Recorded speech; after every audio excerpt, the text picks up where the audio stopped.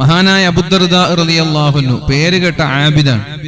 ദുആ ഹിജാബത്തുള്ള പ്രഗൽഭനായ ഒരു സ്വഹാബിയാണ്. അദ്ദേഹം രാത്രി ഇശാ നിസ്കാരം കഴിഞ്ഞ് അല്ലാഹുവിനോട് ദുആ ചെയ്യാണ്, അല്ലാഹുമ്മ ഹസ്സിൻ ഖുലുഖി കമാ ഹസ്സൻത ഖൽഖി. അല്ലാഹുവേ, എന്റെ സ്വഭാവം നീ നന്നാക്കണേ അല്ലാഹ്, ഇതുപോലെ കമാ ഹസ്സൻത ഖൽഖി, എന്റെ സൃഷ്ടിപ്പിനെ നീ നന്നാക്കിയതുപോലെ, എന്റെ ശരീരത്തെ നീ നന്നാക്കിയതുപോലെ എന്റെ സ്വഭാവത്തെ നീ നന്നാക്കണേ എന്ന് ദുആ ചെയ്തു മഹാനായ അബൂദർദാ റളിയല്ലാഹു അൻഹു. ഒരു തവണയല്ല, ഇശാ നിസ്കാരം കഴിഞ്ഞ് സുബഹി വരെ ദുആ ചെയ്യാണ്.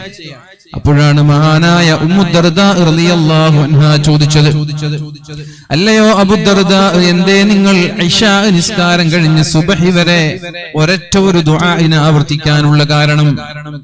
അദ്ദേഹം പറഞ്ഞു, സ്വഭാവം നന്നായാൽ അയാൾക്ക് സ്വർഗത്തിലേക്കുള്ള വഴി എളുപ്പമാകുമെന്ന് പരിശുദ്ധ റസൂൽ സല്ലല്ലാഹു അലൈഹി വസല്ലം. സ്വഭാവം നന്നാകുമ്പോ സ്വർഗത്തിലേക്കുള്ള വഴി അല്ലാഹു എളുപ്പമാക്കുമെന്നാണ്. നബി തങ്ങൾ ഹിജ്റ പോയി മദീനയിലെത്തുന്നത് റബീഉൽ അവ്വൽ മാസത്തിലാണ്. അവിടെ 10,000-കണക്കിന് ആളുകളുണ്ട്. എല്ലാ മതവിഭാഗക്കാരും അവിടെ ഉണ്ട്. അവർക്ക് ആകാംക്ഷയോടെ കാത്തിരിക്കുകയാണ്, എന്താണ് നബി തങ്ങൾ ഇവിടെ പ്രസംഗിക്കാൻ പോകുന്നത്. മുശ്രിക്കീങ്ങളുണ്ട്, ക്രൈസ്തവരുണ്ട്, ജൂതന്മാരുണ്ട്, ഒന്നുമില്ലാത്ത ടീമുണ്ട്, മുസ്ലിങ്ങളുണ്ട്. അവിടെ പോയി പരിശുദ്ധ റസൂലുള്ളാഹി സ്വല്ലല്ലാഹു അലൈഹി വസല്ലമ തങ്ങൾ അവരോട് പറഞ്ഞു, അയ്യുഹന്നാസ്, ഓ ജനങ്ങളെ, അഫ്ശുസ്സലാം, നിങ്ങൾ സലാമിനെ വ്യാപിപ്പിക്കണം. നിങ്ങൾ ഭക്ഷണം നൽകണം. നിങ്ങൾ കുടുംബബന്ധം ചേർക്കണം. ജനങ്ങളൊക്കെ ഉറങ്ങിക്കിടക്കുമ്പോൾ നിങ്ങൾ 2 റക്അത്ത് നിസ്കരിക്കണം. ഈ 4 കാര്യം ചെയ്താൽ തദ്ഖുലുൽ ജന്നത ബിസലാം, വളരെ എളുപ്പത്തിൽ നിങ്ങൾക്ക് സ്വർഗത്തിലെത്താമെന്ന് പരിശുദ്ധ റസൂലുള്ളാഹി സ്വല്ലല്ലാഹു അലൈഹി വസല്ലം. നിങ്ങൾ ഇവിടെ ആലോചിച്ചു നോക്കൂ, 4 കാര്യങ്ങളാ പറഞ്ഞത്. അതിൽ 3 സ്വഭാവ സംസ്കരണം. അഫ്ശുസ്സലാം, സലാമിനെ വ്യാപിപ്പിക്കണം. എന്താണ് സലാം എന്ന് പറഞ്ഞാൽ? നിങ്ങൾക്ക് അല്ലാഹുവിന്റെ രക്ഷയുണ്ടാവട്ടെ എന്നുള്ള പ്രാർത്ഥനയാണ്. ഏത് സമയത്തും ഇത് പറയാലോ. ഗുഡ് മോർണിംഗ് ആരോടാ പറയുന്നത്? പിതാവ് മരിച്ച് ദുഃഖത്തിൽ ഇങ്ങനെ വരുന്ന ഒരാളോട് പറയാൻ ഗുഡ് മോർണിംഗ്. അയാൾക്ക് എന്ത് ഗുഡ് മോർണിംഗ്? അവരുടെ പിതാവ് മരണപ്പെട്ട ദുഃഖവുമായിട്ട് അയാൾ വരാൻ, മക്കൾ മരിച്ച ദുഃഖവുമായിട്ട് വരാൻ, അല്ലെങ്കിൽ കച്ചവടം പൂട്ടിയ ദുഃഖത്തിന്റെ ഭാരവും ഏറ്റി വരുമ്പോ ഗുഡ് ആഫ്റ്റർനൂൺ, നിങ്ങൾക്ക് നല്ല വൈകുന്നേരം, അല്ലെങ്കിൽ നല്ല പ്രഭാതം. ഇയാൾക്ക് എന്താ നല്ല പ്രഭാതം?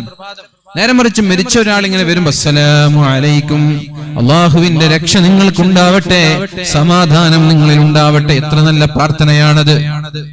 ഈ പ്രാർത്ഥന നിങ്ങൾ പരസ്പരം വ്യാപിപ്പിക്കുകയാണെങ്കിൽ നിങ്ങൾക്കിടയിൽ സ്നേഹമുണ്ടാകുമെന്ന് പരിശുദ്ധ റസൂലുള്ളാഹി സ്വല്ലല്ലാഹു അലൈഹി വസല്ലം. നിങ്ങൾക്കിടയിൽ ഐക്യമുണ്ടാകും, നിങ്ങൾക്കിടയിൽ ഭിന്നിപ്പുണ്ടാവൂല, സ്പർദ്ധയുണ്ടാവൂല, വിവേചനമുണ്ടാവൂല. സ്നേഹവും ഐക്യവും കെട്ടുറപ്പും ഉണ്ടാവാൻ നിങ്ങൾ സലാമിനെ വർദ്ധിപ്പിക്കണമെന്നാണ് ഷഫീഉനാ റസൂലുള്ളാഹി സ്വല്ലല്ലാഹു അലൈഹി വസല്ലം തങ്ങൾ പറഞ്ഞത്. രണ്ടാമതായി നബി തങ്ങൾ പറഞ്ഞു, നിങ്ങൾ ഭക്ഷണം നൽകണം. ആർക്കാണ് ഭക്ഷണം നൽകേണ്ടത്? നിങ്ങൾ നോക്ക്, 2 പെരുന്നാൾ നമുക്ക് 2 ആഘോഷങ്ങളാണുള്ളത്. ചെറിയ പെരുന്നാള് സാമ്പത്തികമായി അഭിവൃദ്ധിയുള്ള ആളുകളൊക്കെ ചെറിയ പെരുന്നാൾ ആഘോഷിക്കുമ്പോ പട്ടിണിപ്പാവങ്ങളായ ആളുകൾ അവർ പട്ടിണി കിടക്കാൻ പാടില്ല. അതുകൊണ്ട് നിങ്ങൾ ഫിത്ർ സക്കാത്ത് നൽകണം. അവരുടെ പട്ടിണി മാറ്റിയിട്ട് ആഘോഷിച്ചാൽ മതി. പെരുന്നാൾ ദിവസം ഒരാളും പ്രയാസപ്പെടാൻ പാടില്ല. ഭക്ഷണമില്ലാതെ ദരിദ്രരായി, ഒരു മനുഷ്യന്റെ ഒരു ഫണ്ടമെന്റൽ ആയിട്ടുള്ള നീഡാണല്ലോ, അല്ലെ, ഒരു ബേസിക് ആയിട്ടുള്ള നീഡാണ്. എന്ത് ആവശ്യമാണ്? എന്ത്? ഭക്ഷണം കഴിക്കാന്നുള്ളത്, ഭക്ഷണം വേറെ നിറയാന്നുള്ളത്. അപ്പൊ അത് പോലും ലഭിക്കാതെ ഒരാൾക്ക് എങ്ങനെ പെരുന്നാൾ ആഘോഷം ഉണ്ടാവുക? വസ്ത്രം പഴയതിട്ടാലും പട്ടിണി മാറിയാൽ മതി. അപ്പൊ ഇസ്ലാം പറഞ്ഞു, നിങ്ങൾ ചെറിയ പെരുന്നാളിന് ജനങ്ങൾക്ക് നിങ്ങൾ എല്ലാവർക്കും ഭക്ഷണം നൽകണം, ഫിത്ർ സക്കാത്ത് നൽകണം. അപ്പൊ വേറെ നിറഞ്ഞു, സന്തോഷമായി. രണ്ടാമത്തെ പെരുന്നാൾ വരുമ്പോ അല്ലാഹുവിന്റെ ഹബീബായ റസൂലുള്ളാഹി സ്വല്ലല്ലാഹു അലൈഹി വസല്ലമ തങ്ങൾ പറഞ്ഞു, നിങ്ങൾ ബലിയറുക്കണം, മാംസം ജനങ്ങൾക്ക് നൽകണം. ഈ 2 കാര്യങ്ങളും ഇപ്പൊ ഫിത്ർ സക്കാത്ത് നിർബന്ധമാണ്. ആർക്ക്? പൈസക്കാർക്ക് നിർബന്ധമല്ല, എല്ലാവർക്കും നിർബന്ധമാണ്. ഞാൻ മനസ്സിലാക്കിയെടുത്തോളം എല്ലാവർക്കും നിർബന്ധമാവും, ഏകദേശം എല്ലാവർക്കും നിർബന്ധമാവും. ഫിത്ർ സക്കാത്ത്. അന്നത്തെ കുടുംബത്തിന്റെ ചെലവ്, അയാളുടെ ചെലവൊക്കെ കഴിഞ്ഞ് മിച്ചമുള്ള ആളുകളൊക്കെ ഫിത്ർ സക്കാത്ത് കൊടുക്കണ്ടേ. അതേപോലെ തന്നെയാണ് ഉളഹിയത്തിന്റെ കാര്യവും പറയുന്നത്. ഒരാളുടെ പെരുന്നാളിന്റെ ചെലവ്, കുടുംബത്തിന്റെ ചെലവൊക്കെ കഴിഞ്ഞ് മിച്ചമുണ്ടെങ്കിൽ അയാൾ ഉളഹിയത്തോട്. രണ്ടും ഒരേ ആശയാണ്. ഒന്ന് സുന്നത്ത് മുഅക്കദയാണ്, മറ്റേത് ഫിത്ർ സക്കാത്ത് നമുക്ക് വാജിബായ ഒരു കാര്യം കൂടിയാണ്. അതുകൊണ്ട് ഇത് നമ്മൾ അന്വേഷിച്ചു നോക്കി, ഏകദേശം നാട്ടിലുള്ള പാവങ്ങളായ ആളുകൾ, നമ്മൾ പാവങ്ങളാണെന്ന് കരുതുന്ന ആളുകൾക്ക് ഒരു ഫിത്ർ സക്കാത്ത് കൊടുക്കേണ്ട അവസ്ഥ ഉണ്ടാവും. അതേപോലെ ഉളുഹിയത്ത് അങ്ങനെ തന്നെയാണ്. എന്തുകൊണ്ടാണ് ഇത് അങ്ങനെ ഒരു അവസ്ഥയിലേക്ക് വന്നത്? ആഘോഷിക്കപ്പെടുന്ന ദിവസം ഒരുപാട് ആളുകൾ സന്തോഷിക്കുമ്പോൾ വേറെ ചില ആളുകൾ ദുഃഖിക്കാൻ പാടില്ല എന്നുള്ള ഇസ്ലാമിന്റെ കോൺസെപ്റ്റാണ് അത്, ഇസ്ലാമിന്റെ ഒരു ആശയാണത്.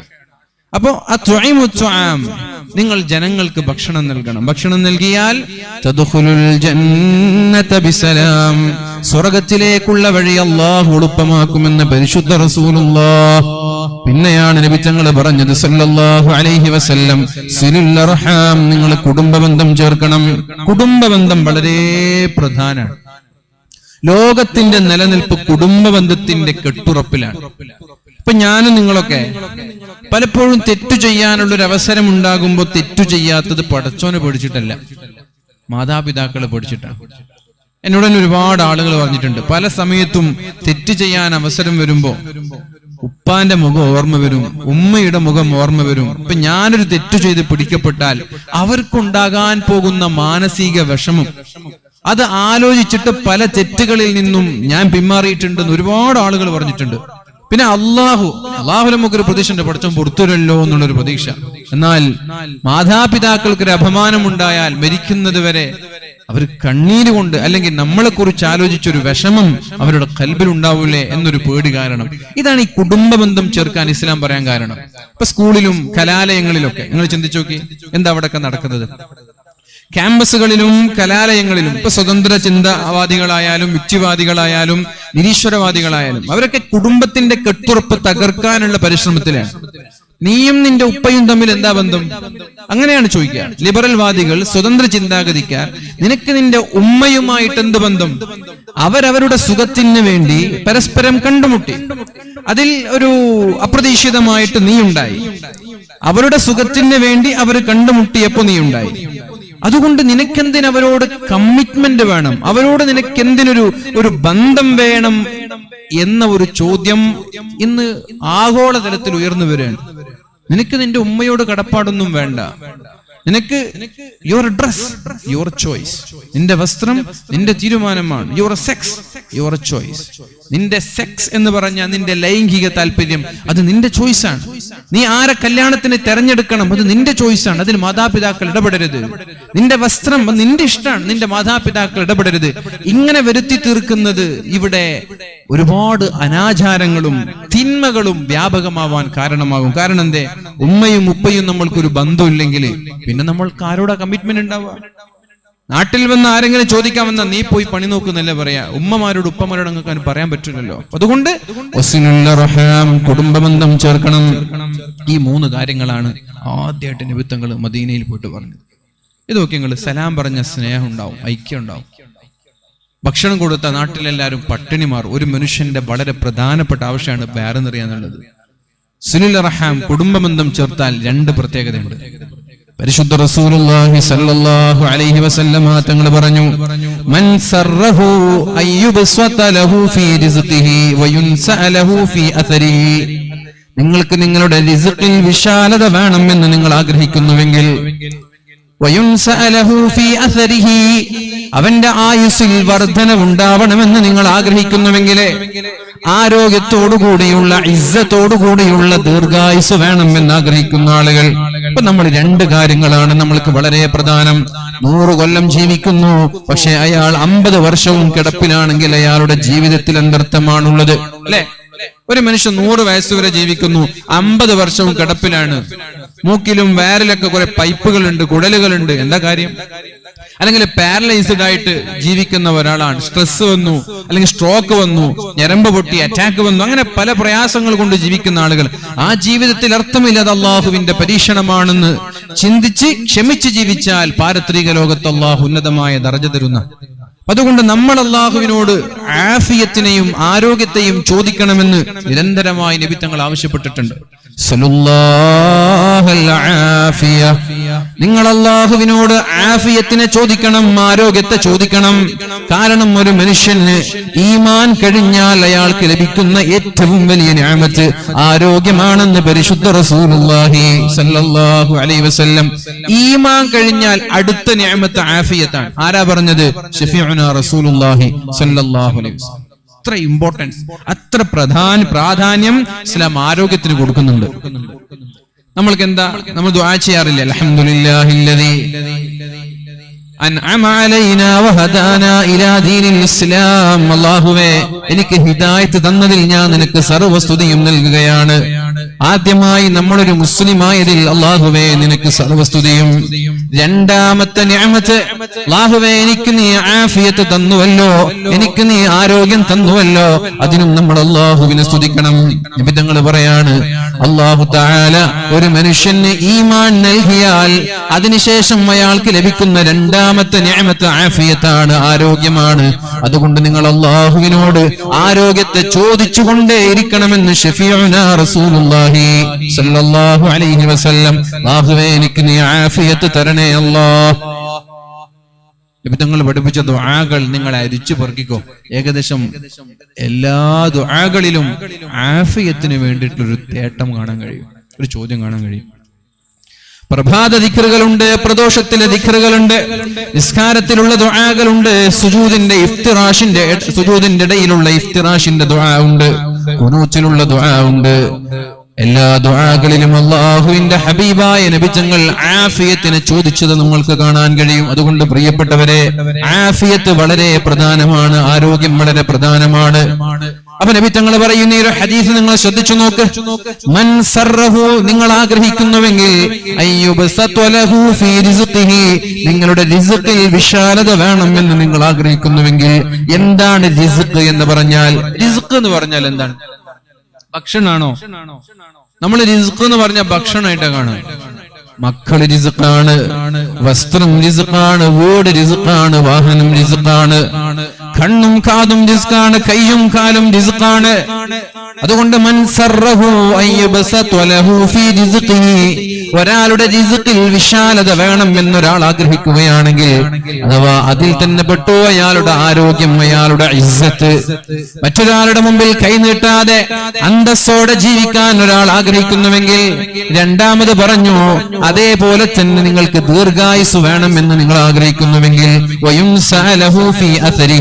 എന്ന് പറഞ്ഞാൽ ആരോഗ്യത്തോടെ ആഫിയത്തോടു കൂടെയുള്ള ദീർഘായുസ്. രണ്ട് കാര്യമാണ് ചെയ്യേണ്ടത്. ഒന്ന് കുടുംബ ബന്ധമാണ്, രണ്ടാമത്തേത് സ്വതഖയാണ്. നിങ്ങൾ കുടുംബ ബന്ധം ചേർക്കണമെന്ന് ശഫീഉനാ റസൂലുള്ളാഹ്. അപ്പോൾ കുടുംബ ബന്ധം ചേർക്കുന്ന ആളുകൾക്ക് അല്ലാഹു തആല ആഫിയത്തോടെ ഇസ്സത്തോടു കൂടെയുള്ള ദീർഘായുസ് നൽകുമെന്നാണ് മറ്റുള്ള ഹദീസുകളിൽ നിന്ന് നമ്മൾക്ക് പഠിക്കാൻ കഴിയുന്നത്. അതുകൊണ്ട് പ്രിയപ്പെട്ടവരെ, പരിശുദ്ധ റസൂൽ സല്ലല്ലാഹു അലൈഹി വസല്ലം മദീനയിൽ പോയി മക്ക നിവാസികളോട് ആദ്യമായി 3 കാര്യം പറഞ്ഞത് അവിടെയുള്ള നാട്ടുകാർക്കിടയിൽ ഐക്യമുണ്ടാക്കാനുള്ള പദ്ധതിയായിരുന്നു. നിങ്ങൾക്കറിയാം, ഔസും ഖസ്റജും എന്ന് പറയുന്ന 2 വിഭാഗം ഗോത്രങ്ങൾ വർഷങ്ങളോളം പിണങ്ങി ജീവിക്കുന്നവരായിരുന്നു.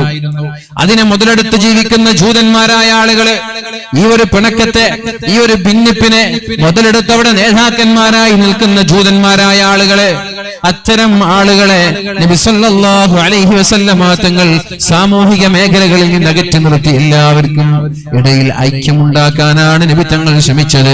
4-മതായിട്ടാണ് നബി തങ്ങൾ ഇബാദത്തിനെ കുറിച്ച് പറഞ്ഞത്. ഏതാണ് ആ ഇബാദത്ത്? എല്ലാവരും ഉറങ്ങിക്കിടക്കുമ്പോൾ 2 റക്അത്ത് നിസ്കരിച്ചാൽ തദ്ഖുലുൽ ജന്ന ബിസലാം, സ്വർഗ്ഗത്തിലേക്കുള്ള വഴി അല്ലാഹു എളുപ്പമാക്കുമെന്ന് ശഫീഉനാ റസൂലുള്ളാഹി. എത്ര എളുപ്പമാണ് സ്വർഗത്തിലേക്ക് എത്താൻ, എത്ര എളുപ്പമാണ്. നിങ്ങൾ ആലോചിച്ച് നോക്കിയേ. സലാം പറയാൻ അങ്ങനെ എളുപ്പമൊന്നുമില്ല. നമ്മളെക്കാൾ ചെറിയ ആളെ കാണുമ്പോൾ സലാം പറയാൻ ഒരു മടി ഉണ്ടാകും. അത് ഖൽബിലുള്ള അഹങ്കാരത്തിന്റെ ഭാഗമാണ്. പിണക്കമുള്ളവരോട് സലാം പറയാൻ നമ്മൾക്ക് മനസ്സ് വരൂല. അവൻ ആദ്യം പറയട്ടെ എന്ന് തോന്നും. അഹങ്കാരാണ്. നമ്മുടെ ഹൃദയത്തിൽ ഒരു ലവലേശം, ഒരു അണുമണി തൂക്കമെങ്കിലും അഹങ്കാരത്തിന്റെ അംശമുണ്ടെങ്കിൽ പ്രിയപ്പെട്ടവരെ അള്ളാഹു സ്വർഗത്തിൽ പ്രവേശിപ്പിക്കൂല എന്നല്ലേ പരിശുദ്ധ റസൂലുള്ളാഹി സ്വല്ലല്ലാഹു അലൈഹി വസല്ലമ തങ്ങൾ പഠിപ്പിച്ചത്. നിങ്ങൾ ആലോചിച്ചു നോക്ക്, യൗമ ലാ യൻഫഉ മാലു വലാ ബനൂൻ ഇല്ലാ മൻ അത്തല്ലാഹ ബിഖൽബിൻ സലീം. നാളെ പാരത്രിക ലോകത്ത് നമ്മുടെ സമ്പാദ്യം നമ്മൾക്ക് ഉപകരിക്കാതെ വരും, നമ്മുടെ സന്താനങ്ങൾ ഉപകരിക്കാതെ വരും. ആ സമയത്ത് രക്ഷപ്പെടുന്നവർ ഖൽബുൻ സലീം, സംശുദ്ധമായ ഹൃദയമുള്ള ആളുകളായിരിക്കുമെന്നല്ലേ പരിശുദ്ധ ഖുർആൻ നമ്മോട് പഠിപ്പിക്കുന്നത്. ഇല്ലാമൻ അത്തല്ലാഹ ബിഖൽബിൻ സലീം, സംശുദ്ധമായ ഹൃദയം എന്ന് പറഞ്ഞാൽ കേടില്ലാത്ത, അസൂയയില്ലാത്ത, വെറുപ്പില്ലാത്ത, ചൊടിയില്ലാത്ത, വൈരാഗ്യമില്ലാത്ത, പകയില്ലാത്ത, കുറുമ്പില്ലാത്ത, കുരുഷ്ടില്ലാത്ത നല്ല മനസ്സാർക്കാണോ ഉള്ളത്? എല്ലാവരോടും മാന്യമായി പെരുമാറുന്ന, എല്ലാവരോടും പുഞ്ചിരിക്കുന്ന, സൽസ്വഭാവത്തോടെ പെരുമാറുന്ന ഖൽബാർക്കാണോ ഉള്ളത്? അവരല്ലാതെ വേറെ ഒരാളും സ്വർഗത്തിൽ പ്രവേശിക്കൂല എന്ന് ഷഫീഉനാ റസൂലുള്ളാഹി സ്വല്ലല്ലാഹു അലൈഹി വസല്ലം പരിശുദ്ധ ഖുർആനിലൂടെ നമ്മൾക്ക് പഠിപ്പിച്ചു തരികയാണ്. അതുകൊണ്ട് മുഅ്മിനീങ്ങളെ, ബഹുവന്ദനായ ബാബാട് ഉസ്താദിനെ കുറിച്ച് അനുസ്മരിക്കുമ്പോ, അദ്ദേഹത്തിന്റെ പേരിൽ ഒരുമിച്ച് കൂടുമ്പോൾ നമ്മൾ ആദ്യം അവരിൽ നിന്ന് കടമെടുക്കേണ്ടത് അവര് പഠിപ്പിച്ചു തന്ന വിനയമാണ്, ലാളിത്യമാണ്, അവര് പഠിപ്പിച്ചു തന്ന സ്വഭാവമാണ്, അവരുടെ പെരുമാറ്റമാണ്, അവരുടെ സംസാരം, അവരുടെ നടത്തം, അവരുടെ ജീവിതം. ഇതാണ് നമ്മൾ ആദ്യം നമ്മുടെ ജീവിതത്തിലേക്ക് കൊണ്ടുവരേണ്ടത്. അല്ലാഹു റബ്ബ് സുബ്ഹാനഹു വ തആല തൗഫീഖ് നൽകി അനുഗ്രഹിക്കട്ടെ. നമ്മള് ഇബാദത്തുകൾക്കൊക്കെ വളരെ പ്രാധാന്യം നൽകുന്ന ആളാണ്. ഇപ്പൊ ഇന്ന് ഉച്ചയ്ക്ക് ഭക്ഷണം കഴിക്കുമ്പോ ഒരാൾ ചോദിക്കുകയാണ്, ഞണ്ട് കഴിക്കൽ കറാഹത്തല്ലേ? ഞണ്ട് കഴിക്കൽ കറാഹത്തല്ലേ? ചെമ്മീൻ, ഞണ്ട്, ഈ ഓടുള്ള സാധനങ്ങളൊക്കെ കഴിക്കൽ കറാഹത്താണ്. കറാഹത്താണ്.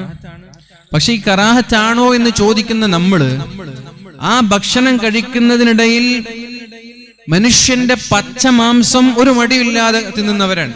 അത് ചിന്തിക്കണം. മനുഷ്യന്റെ പച്ച മാംസം ഒരു മടിയില്ലാതെ, അള്ളാഹു അത്രമേൽ നിരോധിച്ച വേറെ കാര്യങ്ങളില്ല അല്ലെ? ഒരു പച്ച മാംസം തിന്നാൻ നിങ്ങൾക്ക് ഇഷ്ടമാണോ എന്നാണ് ഖുർആൻ ചോദിച്ചത്. നിങ്ങളുടെ അമലുകളൊക്കെ അള്ളാഹു പൊളിച്ചു കളയുന്ന. ഞണ്ട് തിന്നാല് അമലൊന്നും പൊളിച്ചു കളയൂല, ചെമ്മീൻ തിന്നാല് നിങ്ങൾ അമലൊന്നും പഠിച്ചോ പൊളിച്ചു കളയൂല. എന്നാ അതല്ല അവർക്ക് പ്രശ്നം. ഞണ്ട് തിന്നല് വലിയ മഹാപാപാണ്, മനുഷ്യന്റെ പച്ച ഇറച്ചി തിന്നൽ ഒരു കുഴപ്പമില്ല. നമ്മുടെയൊക്കെ ജീവിതം അങ്ങനെ ഒരു മാറ്റത്തിലേക്ക് വന്നു. ഇബാദത്തൊക്കെ ഉണ്ട്, ആരാധനകൾ ഇഷ്ടം പോലെ ഉണ്ട്. ഞാൻ നിസ്കാരമില്ല എന്നൊന്നും ഞാൻ പറയില്ല. ഒരു പക്ഷെ എനിക്ക് തോന്നുന്നത് പഴയ കാലത്തുള്ള ഇബാദത്തുകളെക്കാളും ഇന്നത്തെ ഈ ന്യൂ ജനറേഷൻ കുട്ടികൾക്കൊക്കെ ഇബാദത്ത് ഉണ്ട് എന്നാണ് ഞാൻ വിശ്വസിക്കുന്നത്. നിസ്കാരമുണ്ട്, നോമ്പിന് ഖിയാമുൽ ലൈലുണ്ട്, തറാവീഹ് ഉണ്ട്, ഖുർആൻ പാരായണമുണ്ട്, ഒക്കെ ഉണ്ടെന്നാണ് ഞാൻ വിശ്വസിക്കുന്നത്. പണ്ടൊക്കെ നിസ്കാരം തന്നെ വളരെ കുറവായിരുന്നു പഴയ കാലത്തൊക്കെ. എന്നാൽ ഇന്ന് യുവാക്കൾക്കൊക്കെ നല്ല നിസ്കാരമുണ്ട്, ഒക്കെ ഉണ്ട്. പക്ഷേ ഇല്ലാതെ പോയത് എന്തെന്ന് വെച്ചാല് ഈ ഒരു ഖൽബിന്റെ ശുദ്ധിയാണ്. ഖൽബിന്റെ ശുദ്ധി.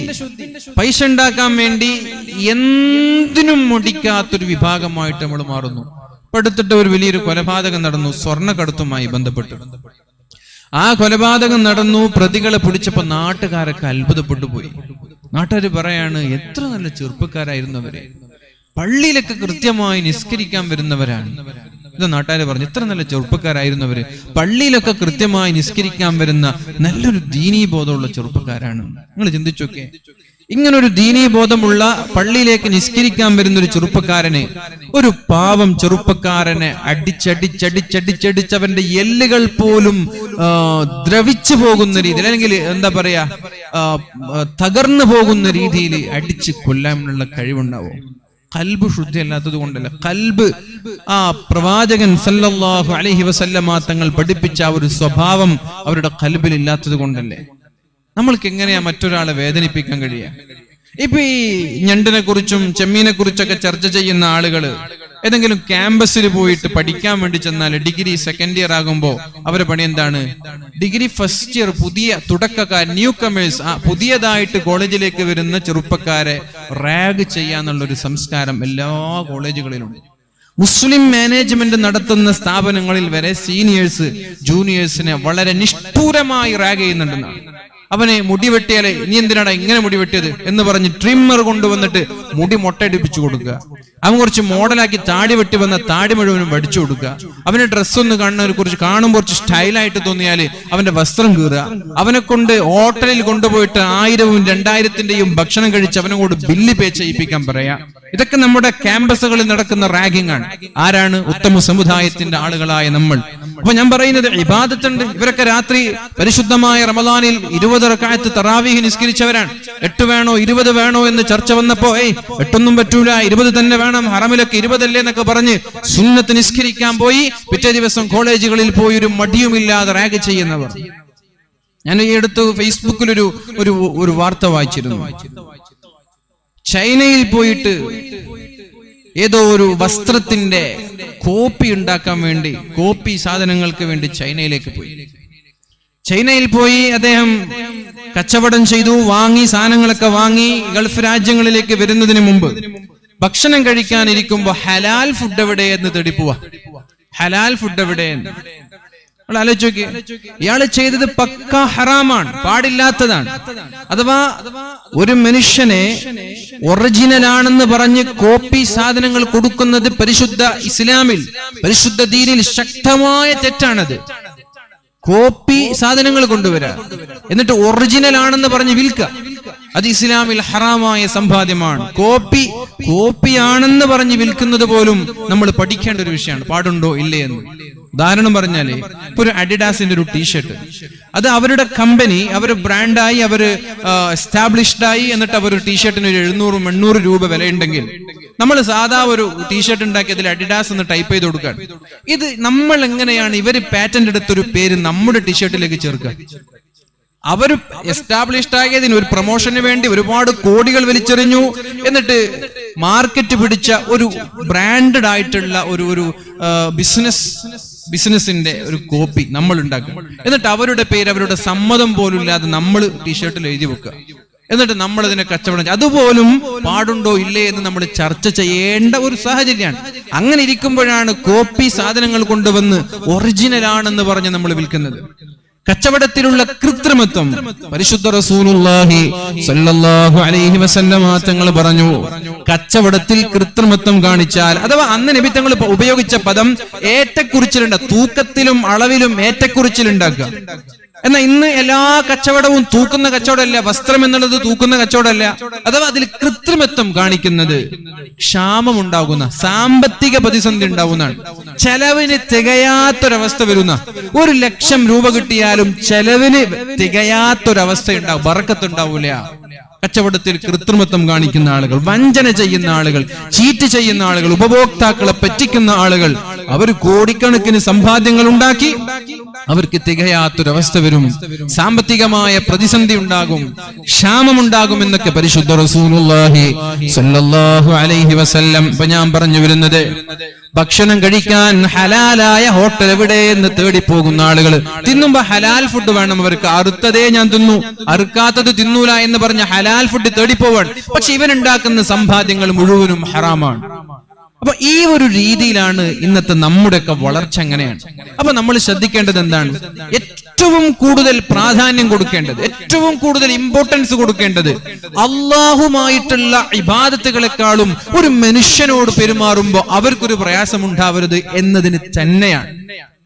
ഒരു മനുഷ്യനോട് പെരുമാറുമ്പോൾ ഞാൻ കാരണം അവനൊരു പ്രയാസം ഉണ്ടാവരുത്.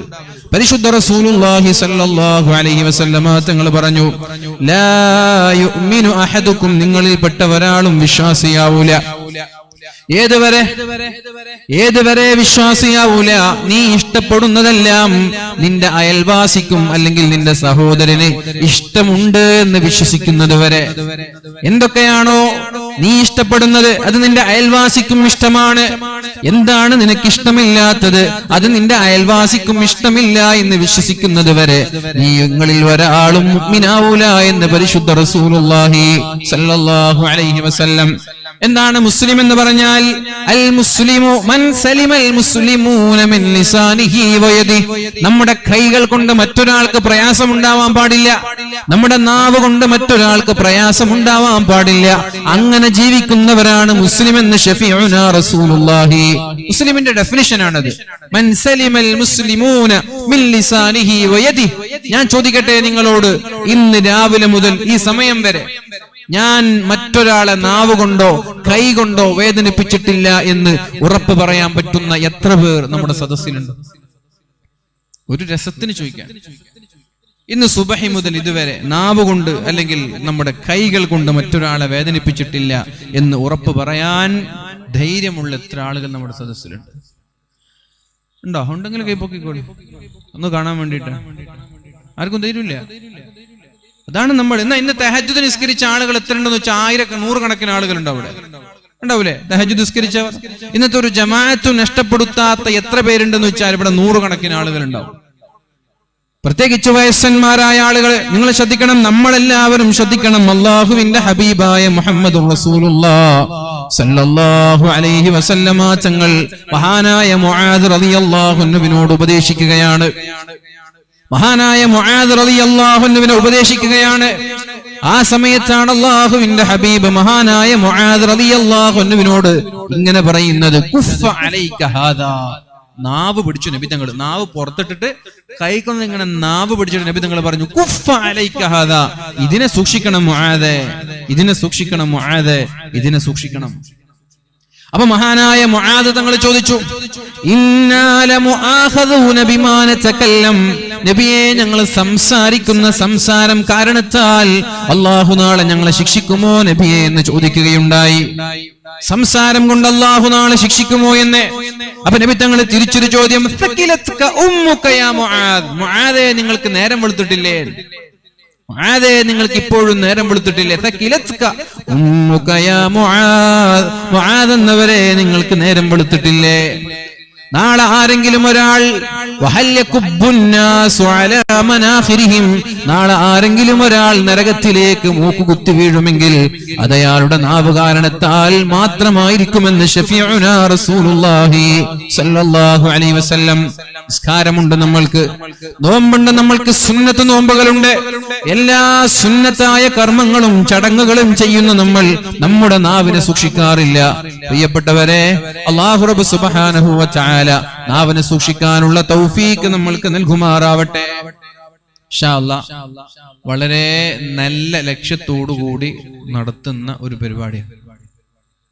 ഇവിടെ ബഹുമാനപ്പെട്ട വാവാട് ഉസ്താദൊക്കെ മുപ്പരല്ലേ പ്രിൻസിപ്പളായിട്ടുണ്ടായെന്ന് പറഞ്ഞല്ലേ, മുപ്പര് പ്രിൻസിപ്പളായി ഇവിടെ ജോലിയൊക്കെ ചെയ്തിരുന്ന മഹത്തായൊരു സ്ഥാപനം. ആ സ്ഥാപനത്തിന്റെ ഉയർച്ചയ്ക്ക് വേണ്ടി, അഭിവൃദ്ധിക്ക് വേണ്ടിയാണ് ഇങ്ങനൊരു പരിപാടി ഇവിടെ സംഘടിപ്പിച്ചത്. നാളെ ബഹുമാനപ്പെട്ട സിറാജുദ്ദീൻ ഖാസിം ഉസ്താദ് ഉണ്ട്. അതുകൊണ്ട് ഞാൻ ഇന്നൊരു പിരിവ് ഞാൻ എടുക്കുന്നില്ല. ഇന്ന് നിങ്ങൾ ബക്കറ്റിൽ നിങ്ങളെ കയ്യിലുള്ളതിൽ നിന്നൊരു 1000 രൂപയെങ്കിലും ഉള്ളതിൽ നിന്ന് ഏറ്റവും നല്ലൊരു എമൗണ്ട് നിങ്ങൾ ബക്കറ്റിലിടാം. ഞാൻ ഇന്ന് പിരിവൊന്നും ചോദിക്കുന്നില്ല, തുടക്ക ദിവസം. അപ്പൊ നാളെ മുപ്പരുണ്ട്, പിന്നെ നിസാറുൽ ഹഖ് ഉദവിയും അതുപോലെ കബീർ ബാക്കവി ഉസ്താദൊക്കെ ഉണ്ട് ഇവിടെ. നമുക്ക് വലിയ വലിയ കരിമ്പ് ജ്യൂസ് അടിക്കുന്നത് പോലെ പിരിവെടുക്കാൻ പറ്റുന്ന ആളുകൾ ബാക്കിൽ വരുമ്പോൾ പിന്നെ ഞാൻ വെറുതെ എന്തിനാണ് നിങ്ങളെ ബുദ്ധിമുട്ടിക്കുന്നത് എന്ന് വിചാരിച്ചിട്ട്. അപ്പോൾ കരിമ്പ് ജ്യൂസ് നിങ്ങൾക്ക് മനസ്സിലായി, കരിമ്പ് ജ്യൂസ് എന്ന് വെച്ചാൽ അതിലൊരു സാധനം ബാക്കി ഉണ്ടാവില്ല. പിന്നെ ഇടും. ഞങ്ങൾ വിചാരിക്കും എന്തിനാ പിന്നെ ഇത് മടക്കുന്നത്, എന്തെങ്കിലും കിട്ടുമോ, പിന്നെ ഇട്ടാൽ പിന്നെയും കുറച്ച് വെള്ളം വരും. അപ്പൊ അങ്ങനെ വലിച്ച് നിങ്ങൾ എടുക്കാൻ കഴിവുള്ള ആളുകളൊക്കെ വരാനുണ്ട്. അപ്പൊ അതുകൊണ്ട് ഞാൻ അതിന് നിൽക്കുന്നില്ല. ഞാൻ എടുത്താൽ കരിമ്പ് ജ്യൂസ് നേരത്തെ തന്നെ എടുത്തു കളയേണ്ട ഒരു അവസ്ഥയായിരിക്കും. അതുകൊണ്ട് ഞാൻ നിൽക്കുന്നില്ല. നിങ്ങളെ കയ്യിലുള്ളതിൽ നിന്ന് ഏറ്റവും നല്ലൊരു എമൗണ്ട്, 500 ആണെങ്കിൽ 500, 1000 ആണെങ്കിൽ 1000, നല്ല നീയത്തോടു കൂടി ഇടാം. എന്താണ് നീയത്ത്? പടച്ചോനെ ആഫിയത്തോടെ ഇസ്സത്തോടു കൂടിയുള്ള ദീർഘായുസ് തരണേ. മരിച്ചുപോയ മാതാപിതാക്കൾ ആരെങ്കിലും ഉണ്ടെങ്കിൽ അവരുടെ ഖബറിടം ഈ സമയം വിളിച്ചാക്കണേ. അങ്ങനെ നല്ല നീയത്തോടു കൂടി കയ്യിലുള്ളതിൽ നിന്ന് നിങ്ങൾക്ക് ഏറ്റവും ഇഷ്ടപ്പെട്ട എമൗണ്ട് തന്നെ ഇടണം. റെഡിയല്ലേ? ഞങ്ങൾ എമൗണ്ട് ഒന്നും പറയാം, ഇഷ്ടപ്പെട്ട് കയ്യിലുള്ളതിൽ നിന്ന് ഏറ്റവും ഇഷ്ടപ്പെട്ട, പെണ്ണുങ്ങളുണ്ടാവും, ആണുങ്ങൾ എല്ലാവരും, സ്ത്രീകളും പുരുഷന്മാരൊക്കെ കയ്യിലുള്ളതിൽ നിന്ന് ഏറ്റവും ഇഷ്ടപ്പെട്ട എമൗണ്ട് ഇടണം. അള്ളാഹു തൗഫീക്ക് നൽകട്ടെ. ആഫിയത്തും ആരോഗ്യവുമുള്ള ദീർഘായുസ് അള്ളാഹു നമ്മൾക്ക് നൽകട്ടെ. മരിച്ചുപോയ ആളുകൾക്ക് അള്ളാഹു മഗ്ഫിറത്തും റഹ്മത്തും നൽകട്ടെ. നമ്മുടെ സ്ഥാപനം വളരെ വലിയ പ്രതിസന്ധിയിലാണ്. 20 കുട്ടികളെ ഉള്ളൂ, പഠിക്കാൻ സൗകര്യമില്ലാഞ്ഞിട്ട് വന്നിട്ട് പോവാണ് ആളുകൾ. അതുകൊണ്ട് എത്രയും പെട്ടെന്ന് നമ്മൾ ഇതിലൊരു മാറ്റം ഉണ്ടാക്കണം. അള്ളാഹു തൗഫീക്ക് ചെയ്യട്ടെ. പരിശുദ്ധ റസൂലുള്ളാഹി സ്വല്ലല്ലാഹു അലൈഹി വസല്ലം ഏറ്റവും കൂടുതൽ തരണം എന്ന് അള്ളാഹുവിനോട് ചോദിക്കാൻ പറഞ്ഞത് എന്താണ്? അള്ളാഹുവിനോട് പറഞ്ഞ് ഏറ്റവും കൂടുതൽ നിങ്ങൾ അള്ളാഹുവിനോട് തരണം എന്ന് ചോദിക്കാൻ പറഞ്ഞ കാര്യം എന്താണ്? എന്തായിരിക്കും? ഇൽമാണ്. റബ്ബി സിദ്നി ഇൽമാ, റബ്ബി സിദ്നി ഇൽമാ. പടച്ചോനെ എനിക്ക് നീ ഇൽമിനെ വർദ്ധിപ്പിച്ചു തരണേ അല്ലാഹ്. ആ ഇൽമിന്റെ പ്രഭ പരത്തുന്ന മഹത്തായൊരു സ്ഥാപനം, നമ്മൾ അതിന്റെ വളർച്ചയ്ക്ക് കാരണമാവേണ്ടവരാണ്. അല്ലാഹു തൗഫീഖ് നൽകട്ടെ. നിങ്ങൾ ആലോചിച്ചോക്ക്, പരിശുദ്ധ റസൂലുള്ളാഹി സ്വല്ലല്ലാഹു അലൈഹി വസല്ലം ക്രിസ്താബ്ദം 570 നബിത്തങ്ങൾ ജനിക്കുന്നത്. നബിത്തങ്ങൾ ജനിക്കുന്നത് വരെ അറബികൾ ചരിത്രത്തിൽ അറിയപ്പെടാത്ത ഒരു വിഭാഗം ആളുകളാണ്. അല്ലാഹുവിന്റെ ഹബീബായ റസൂലുള്ളാഹി സ്വല്ലല്ലാഹു അലൈഹി വസല്ലമ തങ്ങൾ ജനിക്കുന്നത് വരെ അറബികളെ ആർക്കും അറിയില്ല. അവരാർക്കും അറിയില്ല. അവർ നാടോടികളാണ്. കുറച്ച് ബെഡോയിൻസ്, കുറച്ച് നൊമാഡിക് ആയിട്ടുള്ള ഗ്രൂപ്പുകൾ, ഒരു വിഭാഗം ആളുകൾ എവിടെയെങ്കിലും വെള്ളം കണ്ടാൽ അവിടെ കൃഷി ചെയ്ത് അവിടെ ഇങ്ങനെ ജീവിക്കും. പിന്നെ കുറച്ചാളിങ്ങനെ നാട് ഇങ്ങനെ സഞ്ചരിച്ച് അവിടെ ഇങ്ങനെ കൃഷി ചെയ്ത് ജീവിക്കും.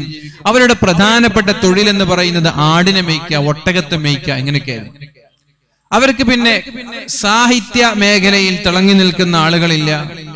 പിന്നെ കുറച്ച് കവികൾ ഉണ്ടായിരുന്നു. ഇമ്രുൽ ഖൈസിനെ പോലെയുള്ള ആളുകൾ 7 ഓഡ് പോയംസ് എന്ന് പറയുന്ന സബഉൽ മുഅല്ലഖാത്ത്, അതാണ് അവരുടെ ഏറ്റവും സാഹിത്യ ഭംഗിയിലുള്ള കൃതികൾ. സാഹിത്യത്തിന് അവര് നൽകിയ ഏറ്റവും വലിയ കോൺട്രിബ്യൂഷൻ എന്ന് പറയുന്നത് ഈ അറിയപ്പെട്ട 7 ആളുകളുടെ കവിതകളാണ്. അതവര് കഅബയിലേക്ക് തൂക്കി വെക്കും. അതിനൊക്കെ ആളുകൾ കാണാതെ പഠിക്കും. അതിന്റെ ഇതിവൃത്തങ്ങൾ എന്തായിരുന്നു എന്ന് ചോദിച്ചാൽ, 1 പെണ്ണിനെ വർണ്ണിക്കുക, 2 കള്ളിനെ കുറിച്ച് പാടുക, 3-ാമത്തേത് യുദ്ധങ്ങളെ കുറിച്ച് പാടുക. ഈ 3 അവരുടെ കവിതകളിൽ ഉണ്ടായിരുന്ന ആശയങ്ങൾ. നിങ്ങൾ ആലോചിച്ചോക്കണം, എങ്ങനെയുള്ള ഒരു സമുദായത്തെയാണ് നബിത്തങ്ങൾ സാംസ്കാരിക നേതാക്കന്മാരാക്കി മാറ്റിയത് എന്ന് നിങ്ങൾ ആലോചിച്ചോക്കണം. ഇമ്രുൽ ഖൈസ് ആയാലും അൻസറായാലും ഏത് കവികളെ, ലബീദായാലും ഏത് കവികളായാലും ഇവരുടെ കവിതകളുടെ ഇതിവൃത്തം, ആശയം എന്ന് പറയുന്നത്, സ്ക്രിപ്റ്റ് എന്ന് പറയുന്നത്, വരികളിലൂടെ ഇടയിൽ ഒതുങ്ങി നിൽക്കുന്ന ആശയം ആകത്തുകയായി നോക്കിയാൽ 3 ഉണ്ടാകും. 1 പെണ്ണ്, 2 കള്ള്, 3 യുദ്ധങ്ങളെ കുറിച്ച് പാടവർ. അവര് പാടും,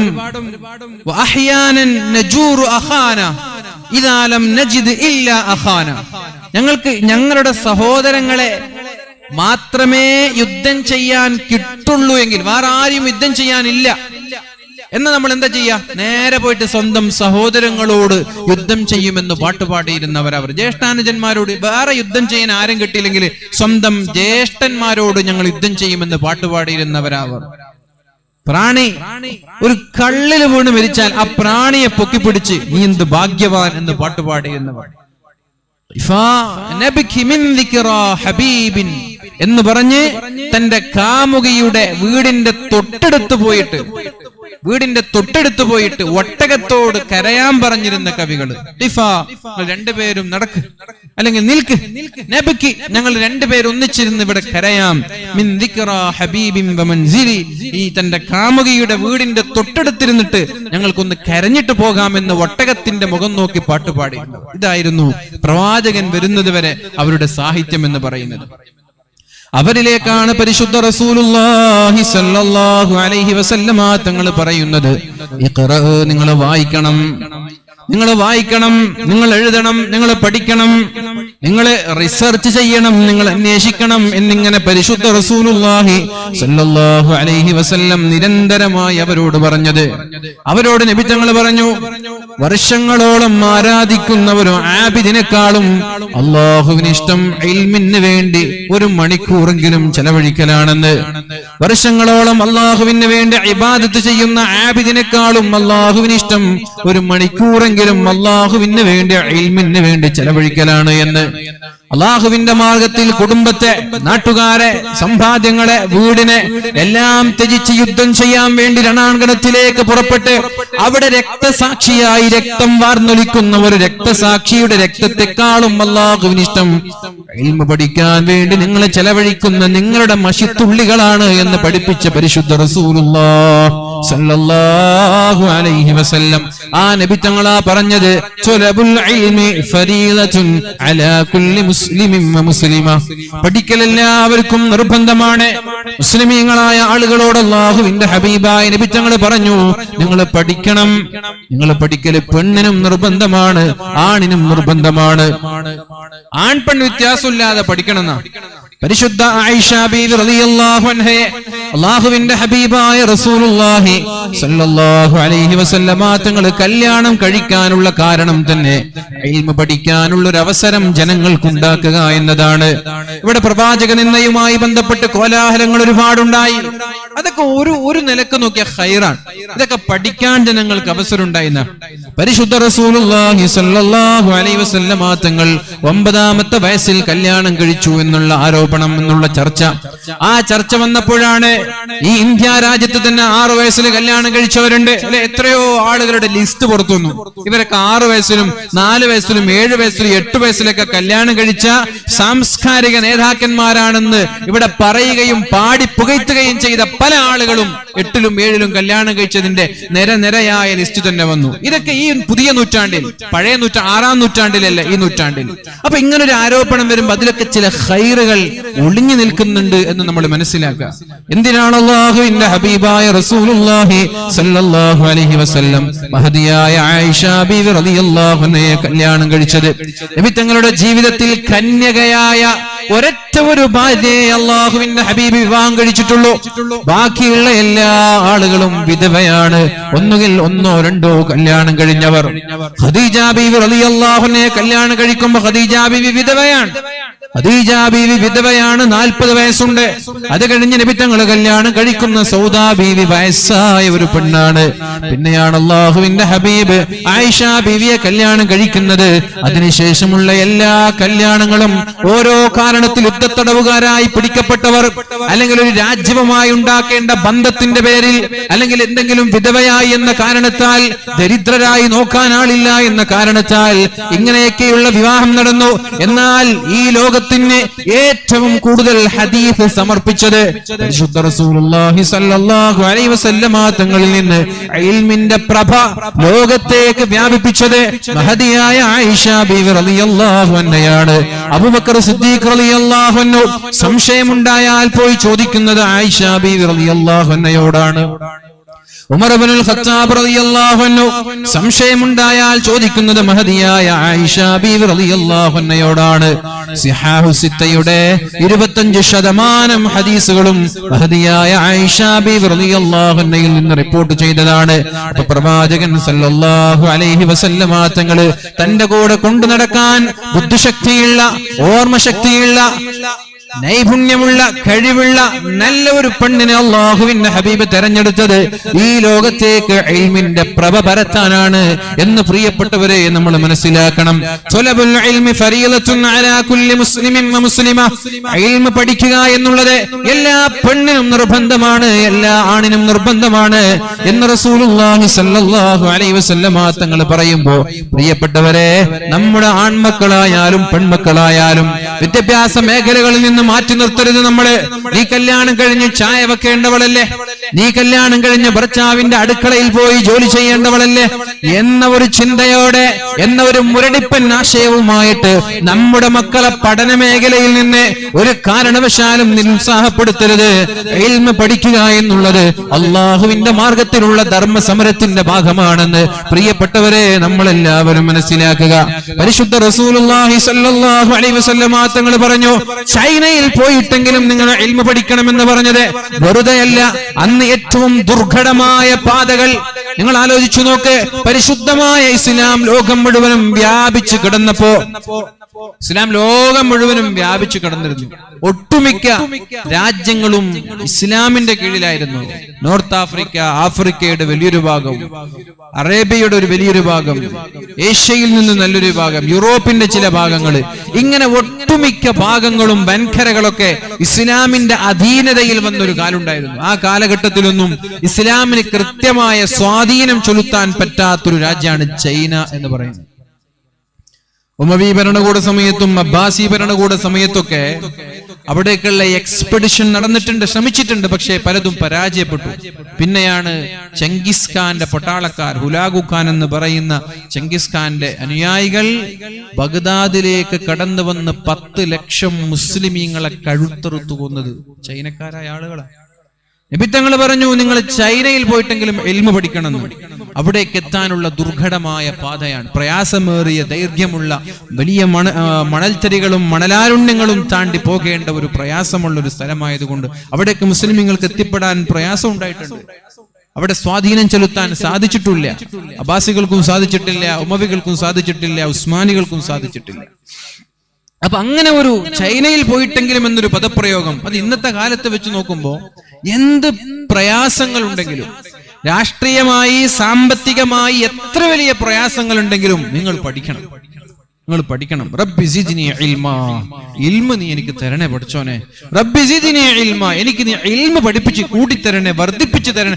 വേറെ ഒരു കാര്യവും അള്ളാഹുവിനോട് കൂടുതൽ തരണമെന്ന് ആവശ്യപ്പെടാൻ നബി തങ്ങൾ പഠിപ്പിച്ചിട്ടില്ല, അള്ളാഹു പഠിപ്പിച്ചിട്ടില്ല. റബ്ബി സിദ്നി ഇൽമാ, എനിക്ക് ഇൽമ നീ വർദ്ധിപ്പിച്ചു തരണേ എന്ന് അള്ളാഹുവിനോട് ദുആ ചെയ്യാൻ പരിശുദ്ധ റസൂലുള്ളാഹി സ്വല്ലല്ലാഹു അലൈഹി വസല്ലമ തങ്ങൾ പറഞ്ഞു. നിങ്ങൾ ആലോചിച്ചു നോക്ക്, ഒരു ശത്രുവിനെ യുദ്ധത്തിൽ, ബദർ യുദ്ധത്തിൽ പരാജയപ്പെട്ട ശത്രുക്കള്, ആ ശത്രുക്കളെ പിടികൂടിയപ്പോ ഒരുപാട് ആളുകൾ സ്വർണ്ണാഭരണങ്ങളും സമ്പത്തുമായി മോചന ദ്രവ്യവുമായി വന്നപ്പോ ചില ആളുകൾക്ക് കൊടുക്കാൻ പൈസ ഇല്ല, സ്വതന്ത്രരാവാൻ അവരുടെ കയ്യിൽ പൈസ ഇല്ല. അപ്പൊ നബി തങ്ങൾ എന്താ പറഞ്ഞത്? 10 മുസ്ലിമീങ്ങളായ കുട്ടികൾക്ക് എഴുതാനും വായിക്കാനും പഠിപ്പിച്ച നിങ്ങൾ വെറുതെ വിടാം. മുസ്ലിമീങ്ങളായ ആളുകൾക്ക് എഴുതാനും വായിക്കാനും പഠിപ്പിച്ച നിങ്ങളെ ഞാൻ വെറുതെ വിടാം. 10,000-കണക്കിന് ദീനാറും സ്വർണ്ണ നാണയങ്ങളൊക്കെ മോചന ദ്രവ്യവുമായിട്ട് നബി തങ്ങളുടെ മുമ്പിലേക്ക് വന്ന് പലരും മോചിപ്പിക്കപ്പെട്ടപ്പോ പൈസ ഇല്ലാത്ത ആളുകളോട് ആ 10,000-ത്തിനേക്കാളും വലുതാണ് മുസ്ലിമീങ്ങളായ ഈ കുട്ടികളെ എഴുതാനും വായിക്കാനും പഠിപ്പിക്കുക എന്ന് പഠിപ്പിച്ച് ഇൽമിനെ പ്രോത്സാഹിപ്പിച്ച മതമാണ് പരിശുദ്ധ ഇസ്ലാം. വായിക്കണം എന്നാ നബി തങ്ങൾ പറഞ്ഞത്. ആരോട്? ആടിനെ മേച്ചിരുന്ന, ഒട്ടകങ്ങളെ മേച്ചു നടന്നിരുന്ന, വെളുത്ത വാളുമായി യുദ്ധത്തിന് പോയി ചുവന്ന വാളുമായി ഞങ്ങൾ തിരിച്ചു വരുമെന്ന് അഭിമാനത്തോടെ പാട്ടുപാടിയിരുന്ന ഒരു കൂട്ടം ആളുകളോട്. നിങ്ങൾ ആലോചിച്ചൊക്കെ, വേറൊരു കവിതയുണ്ട്. ഇദാ മിത്തു ഫദ്ഫന്നി ഇലാ ജംബി കർമതി തുറവ്വി ഇലാമി ബഅദ മൗതി ഉറൂഖുഹാ. ഞാൻ മരിച്ചു പോയാൽ നിങ്ങൾ എന്നെ മറമാടേണ്ടത് മുന്തിരി വള്ളിയുടെ ചുവട്ടിലാണ്. ഞാൻ മരിച്ചു പോയാൽ നിങ്ങൾ എന്നെ മറമാടേണ്ടത് മുന്തിരി വള്ളിയുടെ ചുവട്ടിലാണ്. എന്തിനെന്നറിയോ? തുറവ്വി ഇലാമി ബഅദ മൗതി ഉറൂഖുഹാ. ഞാൻ മരിച്ചാൽ എന്റെ ഞരമ്പുകളിലേക്ക് മുന്തിരി വള്ളിയുടെ വേരുകളിൽ നിന്ന് കള്ളിന്റെ സത്ത എത്തുമല്ലോ. അത് മരിച്ചുപോയ, ദ്രവിച്ചുപോയ എന്റെ ശരീരത്തിന് ആശ്വാസം നൽകുമെന്ന് പാട്ടുപാടി മരിച്ചുപോയ അറബികള് അല്ലെ. മരിച്ചു കഴിഞ്ഞ് ദ്രവിച്ചു പോയ, ജീർണിച്ചു പോയ എന്റെ ശരീരത്തിന്റെ ഞരമ്പിലേക്ക് മുന്തിരി വള്ളിയുടെ വേരിൽ നിന്ന്, ആ മുന്തിരിയിൽ നിന്നാണല്ലോ കള്ളുണ്ടാക്കുക, ആ കള്ളിന്റെ സത്ത ലവലേശം കിട്ടിയാൽ എനിക്കൊരു ആശ്വാസമാകുമല്ലോ എന്റെ ഖബറിൽ. കാരണം കള്ളില്ലാതെ അവർക്കറിയില്ല, ജീവിക്കാൻ അറിയില്ല. കള്ള് കുടിക്കാതെ നിമിഷങ്ങൾ അവർക്കറിയില്ല. കള്ളു കുടിച്ച് 4 കാലിൽ നടക്കുന്ന ഒരു സമൂഹം, ആ സമൂഹത്തോടാണ് പരിശുദ്ധ ഖുർആൻ നിങ്ങൾ കള്ളിൽ നിന്ന് അകലണമെന്ന് പറയുന്നത്. അള്ളാന്റെ ഹബീബിന്റെ ആശയം ഉൾക്കൊണ്ട ആളുകൾ യാതൊരു മടിയില്ലാതെ 3 സ്റ്റെപ്പുകളായിട്ട് പൂർണ്ണമായിട്ട് കള്ളിൽ നിന്ന് മാറി നിന്നതാണ്. അപ്പൊ ഇങ്ങനെയുള്ള ആളുകളോടാണ് പരിശുദ്ധ ഖുർആൻ പറയുന്നത്, ഇഖ്റ, നിങ്ങൾ വായിക്കണം, വായനയെ നിങ്ങൾ പ്രോത്സാഹിപ്പിക്കണം. നമ്മുടെ വായനയെ പ്രോത്സാഹിപ്പിക്കണം. അതിനു വേണ്ടിയിട്ട് ഇതുപോലെയുള്ള സ്ഥാപനങ്ങളൊക്കെ ഉണ്ടാവുന്നത്. ഇൽമ് വളരെ പ്രധാനമാണ്. നമ്മൾ മരിച്ചുപോയാൽ ഖിയാമത്ത് നാൾ വരെ നമ്മുടെ ഖബറിടത്തിലേക്ക് കടന്നു വരുന്ന ചില നന്മകളുണ്ട്. ഞാൻ മരിച്ചാൽ എന്റെ നിസ്കാരം മരിച്ചു, ഞാൻ മരിച്ചാൽ എന്റെ തഹജ്ജുദും എന്റെ ളുഹായും എന്റെ ജമാഅത്ത് നിസ്കാരങ്ങളും എല്ലാം മരിച്ചു പോവും എന്റെ കൂടെ. എന്നാൽ എന്റെ കൂടെ മരിക്കാത്ത 7 നന്മകളെ പരിശുദ്ധ റസൂൽ സല്ലല്ലാഹു അലൈഹി വസല്ലം പരിചയപ്പെടുത്തുന്നുണ്ട്. നബി തങ്ങൾ പറഞ്ഞു, സബ്ഉൻ നജ്രി ലിൽ അബ്ദി അജ്റുഹുന്ന. ഒരു അടിമയ്ക്ക് അവൻ മരിച്ചുപോയാൽ 7 കാര്യങ്ങൾ അയാളുടെ കൂടെ മരണശേഷവും ഖബറിടത്തിലേക്ക് ഒഴുകിക്കൊണ്ടേയിരിക്കും. 7 കാര്യങ്ങൾ മരിച്ച് ഖിയാമത്ത് നാൾ വരെ മരണശേഷം ഒരാളുടെ ഖബറിടത്തിലേക്ക് കടന്നു വരുന്ന നന്മകൾ, അതിലൊന്ന് ഇൽമൻ അല്ലമഹു വനശറ, നിങ്ങൾ ഇൽമ പഠിപ്പിക്കാൻ വേണ്ടി ചെലവഴിച്ച നിങ്ങളുടെ സമ്പാദ്യങ്ങൾ, ആലിമീങ്ങളായ ആളുകളെ ഇൽമ പഠിപ്പിച്ചത്, നിങ്ങൾ എഴുതി വെച്ച കിതാബുകൾ, നിങ്ങളെ ജനങ്ങളിലേക്ക് എത്തിച്ച വാലുകൾ, അത് പ്രഭാഷണമായാലും എഴുത്തായാലും ദർസിലുള്ള ക്ലാസ്സുകളായാലും സാമ്പത്തികമായ സഹായങ്ങളായാലും ഇൽമിന് വേണ്ടി നിങ്ങൾ ചെലവഴിച്ച ഓരോ നാണയത്തൊട്ടും ഖിയാമത്ത് നാൾ വരെ നിങ്ങളുടെ ഖബറിടത്തിലേക്ക് കടന്നു വരുന്ന നന്മയായിരിക്കും. എന്തുകൊണ്ടാണ് അങ്ങനെ പറഞ്ഞത്? ഇങ്ങനെ ഒരു ഹിഫ്ള് സ്ഥാപനം, ഇങ്ങനെ ഒരു ജൂനിയർ കോളേജ്, ഇങ്ങനെ ഒരു ദർസ് ശരീഅത്ത് കോളേജ് നമ്മുടെ നാട്ടിലുണ്ടാകുമ്പോ അവിടെ നിന്ന് 100 കണക്കിന് വിദ്യാർത്ഥികളെ പഠിച്ചിറങ്ങുന്നു. ആ 100 കണക്കിന് വിദ്യാർത്ഥികൾ എല്ലാവരും മുദരിസ്യങ്ങളായിക്കൊള്ളണമെന്നില്ല, എല്ലാവരും പ്രഭാഷകരായിക്കൊള്ളണമെന്നില്ല. ഓരോ ആളുകൾ ഓരോ മേഖലകളിലേക്ക് റിക്രൂട്ട് ചെയ്യപ്പെടുന്നു. മുദരിസ്യങ്ങളായ ആളുകൾ വീണ്ടും 100 കണക്കിന് മുദരിസ്യങ്ങൾ ഉണ്ടാക്കുന്നു. വായിലീങ്ങളായ പ്രഭാഷകരായ ആളുകൾ ജനങ്ങളിലേക്ക് ഇൽമ എത്തിച്ചു കൊടുക്കുന്നു. എഴുത്തുകാരായ ആളുകൾ എഴുത്തിലൂടെ ജനങ്ങളിലേക്ക് ഇൽമ എത്തിച്ചു കൊടുക്കുന്നു. എന്നാൽ ഇതൊന്നുമില്ലാതെ ഗൾഫിലും മറ്റുമെല്ലാം ജോലിയുമായി നടക്കുന്ന ആളുകൾ അവർക്ക് കഴിവിന്റെ പരമാവധി ജനങ്ങളിലേക്ക് ഇൽമിന്റെ പ്രഭ എത്തിച്ചു കൊടുക്കുന്നു. അതുകൊണ്ട് പ്രിയപ്പെട്ടവരെ, നമ്മൾ ചെലവഴിച്ച സമ്പാദ്യം, ഈ സമ്പാദ്യം ഒരു തലമുറയായി ആ തലമുറയിൽ നിന്ന് അടുത്ത തലമുറയിലേക്ക്, അവരടുത്ത തലമുറയിലേക്ക് ഇങ്ങനെ എത്തിച്ചുകൊണ്ടേയിരിക്കാൻ. അതോടൊപ്പം നമ്മുടെ സ്ഥാപനം ഇവിടെ നിലനിൽക്കുന്ന കാലത്തോളം 100 കണക്കിന് വിദ്യാർത്ഥികളാണ് ഇവിടെ പഠിച്ചുകൊണ്ടിരിക്കുന്നത്. എത്ര കാലമാണോ ഇവിടെ സ്ഥാപനം ഉണ്ടാവുന്നത്, അത്രയും കാലം നമ്മുടെ ഖബറിടത്തിലേക്ക് ആയിരക്കണക്കിന് വിദ്യാർത്ഥികളുടെ പ്രാർത്ഥന, ആയിരക്കണക്കിന് വിദ്യാർത്ഥികളുടെ നിസ്കാരം, ആയിരക്കണക്കിന് വിദ്യാർത്ഥികളുടെ പരിശുദ്ധമായ ഖുർആൻ പാരായണം, അവരുടെ വഅലുകളും അവരുടെ ഉറുദികളും അവരുടെ തസ്ബീഹുകളും അവരുടെ ഇസ്തിഗ്ഫാറുകളും അവരുടെ സ്വലാത്തുകളും അവരുടെ ദുആകളും അവരുടെ തഹജ്ജുദുകളും ആരൊക്കെയാണോ സഹായിക്കുന്നത് അവരുടെ ഖബറിടത്തിലേക്ക് നിരന്തരമായി വന്നുകൊണ്ടിരിക്കുമെന്ന് ശഫീഉനാ റസൂലുള്ളാഹി സ്വല്ലല്ലാഹു അലൈഹി വസല്ലം. അതുകൊണ്ട് നമ്മൾ ചെലവഴിക്കുന്ന സമ്പാദ്യങ്ങളിൽ ഏറ്റവും നല്ല സ്വതഖ ഏതാണ് എന്ന് ചോദിച്ചാൽ ഇൽമിന് വേണ്ടി ചെലവഴിക്കുന്ന സമ്പാദ്യങ്ങളാണ്, ഇൽമ പഠിപ്പിക്കാൻ വേണ്ടി ചെലവഴിക്കുന്ന സമ്പാദ്യങ്ങളാണ്. അത് മക്കളെ ഇൽമ പഠിപ്പിക്കണം, നമ്മുടെ ബാധ്യതയാണത്. നമ്മുടെ സ്വന്തം മക്കളെ, മതം വേറെ ഭൗതികം വേറെ എന്നില്ല, എല്ലാം ദീനിന്റെ ഭാഗമാണ്, എല്ലാം ദീന് തന്നെയാണ്. സയൻസ് പഠിക്കലും ദീനാണ്, MBBS പഠിക്കലും എക്കണോമിക്സ് ആയാലും കൊമേഴ്സ് ആയാലും മാത്സ് ആയാലും എഞ്ചിനീയറിംഗ് ആയാലും ഏത് ഫാഷൻ ഡിസൈനിങ് ആയ ഏത് മേഖലയാണെങ്കിൽ വരെ പഠിക്കുന്നത് ദീനിന്റെ ഭാഗമാണ്. ഏത് മേഖലയിലാണോ നമ്മൾ പഠിക്കുന്നത് ആ മേഖലയിൽ പരിശുദ്ധ ഇസ്ലാമിന്റെ വെളിച്ചം ജനങ്ങളിലേക്ക് എത്തിക്കുക എന്നുള്ളതാണ് നമ്മുടെ ബാധ്യത. ഒരു പക്ഷേ ദീനിയായി പഠിച്ച് ദീനീ സ്ഥാപനങ്ങളിൽ പഠിച്ച് വലിയൊരു ആലിമായി മാറി ആ ആലിമിനെക്കാളും പരിശുദ്ധമായ ദീനിന് ഉപകാരമുണ്ടാകുന്നത് ഭൗതിക മേഖലയിൽ പഠിച്ചൊരു MBBS കാരനെ കൊണ്ടായിരിക്കാം, ഒരു രാഷ്ട്രീയക്കാരനെ കൊണ്ട്, ഒരു MLA കൊണ്ട്, ഒരു MP കൊണ്ട്, IAS കാരനെ കൊണ്ട്. എന്തുകൊണ്ട്? അയാളുടെ ഖൽബിന്റെ കത്തരങ്ങളിൽ ദീനിന്റെ വെളിച്ചമുണ്ടെങ്കിൽ അയാൾ പോയ സ്ഥലങ്ങളിലെല്ലാം പരിശുദ്ധമായ ദീനിന്റെ മഹത്വം ജനങ്ങൾക്ക് മനസ്സിലാക്കി കൊടുക്കാൻ ശ്രമിക്കും, ദീനിന്റെ ആശയങ്ങൾ ജനങ്ങൾക്ക് പറഞ്ഞു കൊടുക്കാൻ ശ്രമിക്കും അയാള്. നിങ്ങൾ ആലോചിച്ചു നോക്ക്, ലോകത്ത് ഏറ്റവും നല്ല അമലേതാണ്? അഹബ്ബുൽ അഅമാലി ഇലല്ലാഹി സുറൂറുൻ തുദ്ഖിലുഹു അലാ മുസ്ലിം. അഹബ്ബുൽ അഅമാലി ഇലല്ലാഹി സുറൂറുൻ തുദ്ഖിലുഹു അലാ മുസ്ലിം. മറ്റൊരാളെ സന്തോഷിപ്പിക്കലാണ് അല്ലാഹുവിന് ഏറ്റവും ഇഷ്ടപ്പെട്ട അമലെന്ന് ശഫീഉനാ റസൂലുള്ളാഹ്. അങ്ങനെ വരുമ്പോൾ ലോകത്തെ ഏറ്റവും ജനങ്ങളെ സന്തോഷിപ്പിക്കുന്ന ആളാരാണ് എന്ന് ചോദിച്ചാൽ ഞാൻ പറയും MBBS കാരായ അല്ലെങ്കിൽ ഡോക്ടർമാരാണ്. ജനങ്ങൾക്ക് സന്തോഷം നൽകുന്നത് ഡോക്ടർമാരാണ്. ജീവിതത്തിൽ രോഗവും പ്രയാസവും ത്യാഗവും സഹിച്ച് മാനസികമായ ശാരീരികമായ പ്രയാസം സഹിച്ചൊരു ഡോക്ടറെ കാണുമ്പോ ഡോക്ടർ മരുന്ന് കൊടുത്തിട്ട് പറഞ്ഞു, നിങ്ങളെല്ലാ അസുഖവും ഇത് കൈക്കലോടുകൂടി സുഖാവും എന്ന് പറഞ്ഞു. നല്ല വാക്ക് പറഞ്ഞാല് ആ രോഗിക്കുണ്ടാകുന്ന ആശ്വാസം. പനി പിടിച്ച് പ്രയാസപ്പെട്ട് തലവേദന എടുത്ത് വീട്ടിൽ പോയിട്ട് ഒരു ഗുളിക കഴിക്കുമ്പോ പെട്ടെന്ന് അയാളുടെ അസുഖം മാറി, അയാൾക്കുണ്ടാകുന്ന സന്തോഷം. സുറൂറുൻ തുദ്ഖിലുഹു അലാ മുസ്ലിം. മറ്റൊരാളെ സന്തോഷിപ്പിക്കലാണ് അല്ലാഹുവിന് ഏറ്റവും ഇഷ്ടം. അപ്പൊ ഞാൻ പറഞ്ഞു വരുന്നത്, ഈ ദീൻ എന്ന് പറഞ്ഞാൽ വെറും ഇൽമ്, ഒരു മതകീയമായ ഇൽമ പഠിക്കൽ മാത്രമല്ല, എല്ലാം പഠിക്കണം നമ്മൾ. അങ്ങനെയായിരുന്നു ഏകദേശം ഇസ്ലാമിക സാമ്രാജ്യത്തിന്റെ സുവർണ കാലഘട്ടത്തിലുള്ള ആലിമികൾ. എന്തിനേറെ 1921 മലബാർ സമരവുമായി ബന്ധപ്പെട്ട വിഷയം പഠിക്കുമ്പോൾ ആലി മുസ്ലിയാരുടെ ദർസിലടക്കം മതഭൗതിക വിഷയങ്ങൾ പഠിപ്പിച്ചിരുന്നു. ആലി മുസ്ലിയാരൊക്കെ മലബാർ സമരവുമായിട്ട് വാര്യംകുന്നത്തും ആലി മുസ്ലിയാരൊക്കെ മലബാർ സമരവുമായി ബന്ധപ്പെട്ട് പിടിക്കപ്പെടുകയും കൊല്ലപ്പെടുകയൊക്കെ ചെയ്ത ആളുകളാണല്ലോ. ആ സമയത്തുണ്ടായിരുന്ന ദർസുകളിൽ വരെ മതവും ഭൗതികവും സമന്വയിപ്പിച്ച് പഠിപ്പിക്കുന്ന ഒരു സിസ്റ്റമായിരുന്നു. അവർക്കൊക്കെ പല ഭാഷകളും കൈകാര്യം ചെയ്യാൻ കഴിയുമായിരുന്നു. പിന്നെ അത് കാലക്രമേണ മതം വേറെ ഭൗതികം വേറെയായി. നിങ്ങൾ നോക്ക്, ഏകദേശം ക്രിസ്താബ്ദം 800-കളിൽ 850 മുതൽ 900 വരെ, ക്രിസ്താബ്ദം 800 മുതൽ 900 വരെ അബ്ബാസികൾ ഭരിക്കുന്ന കാലാണ്.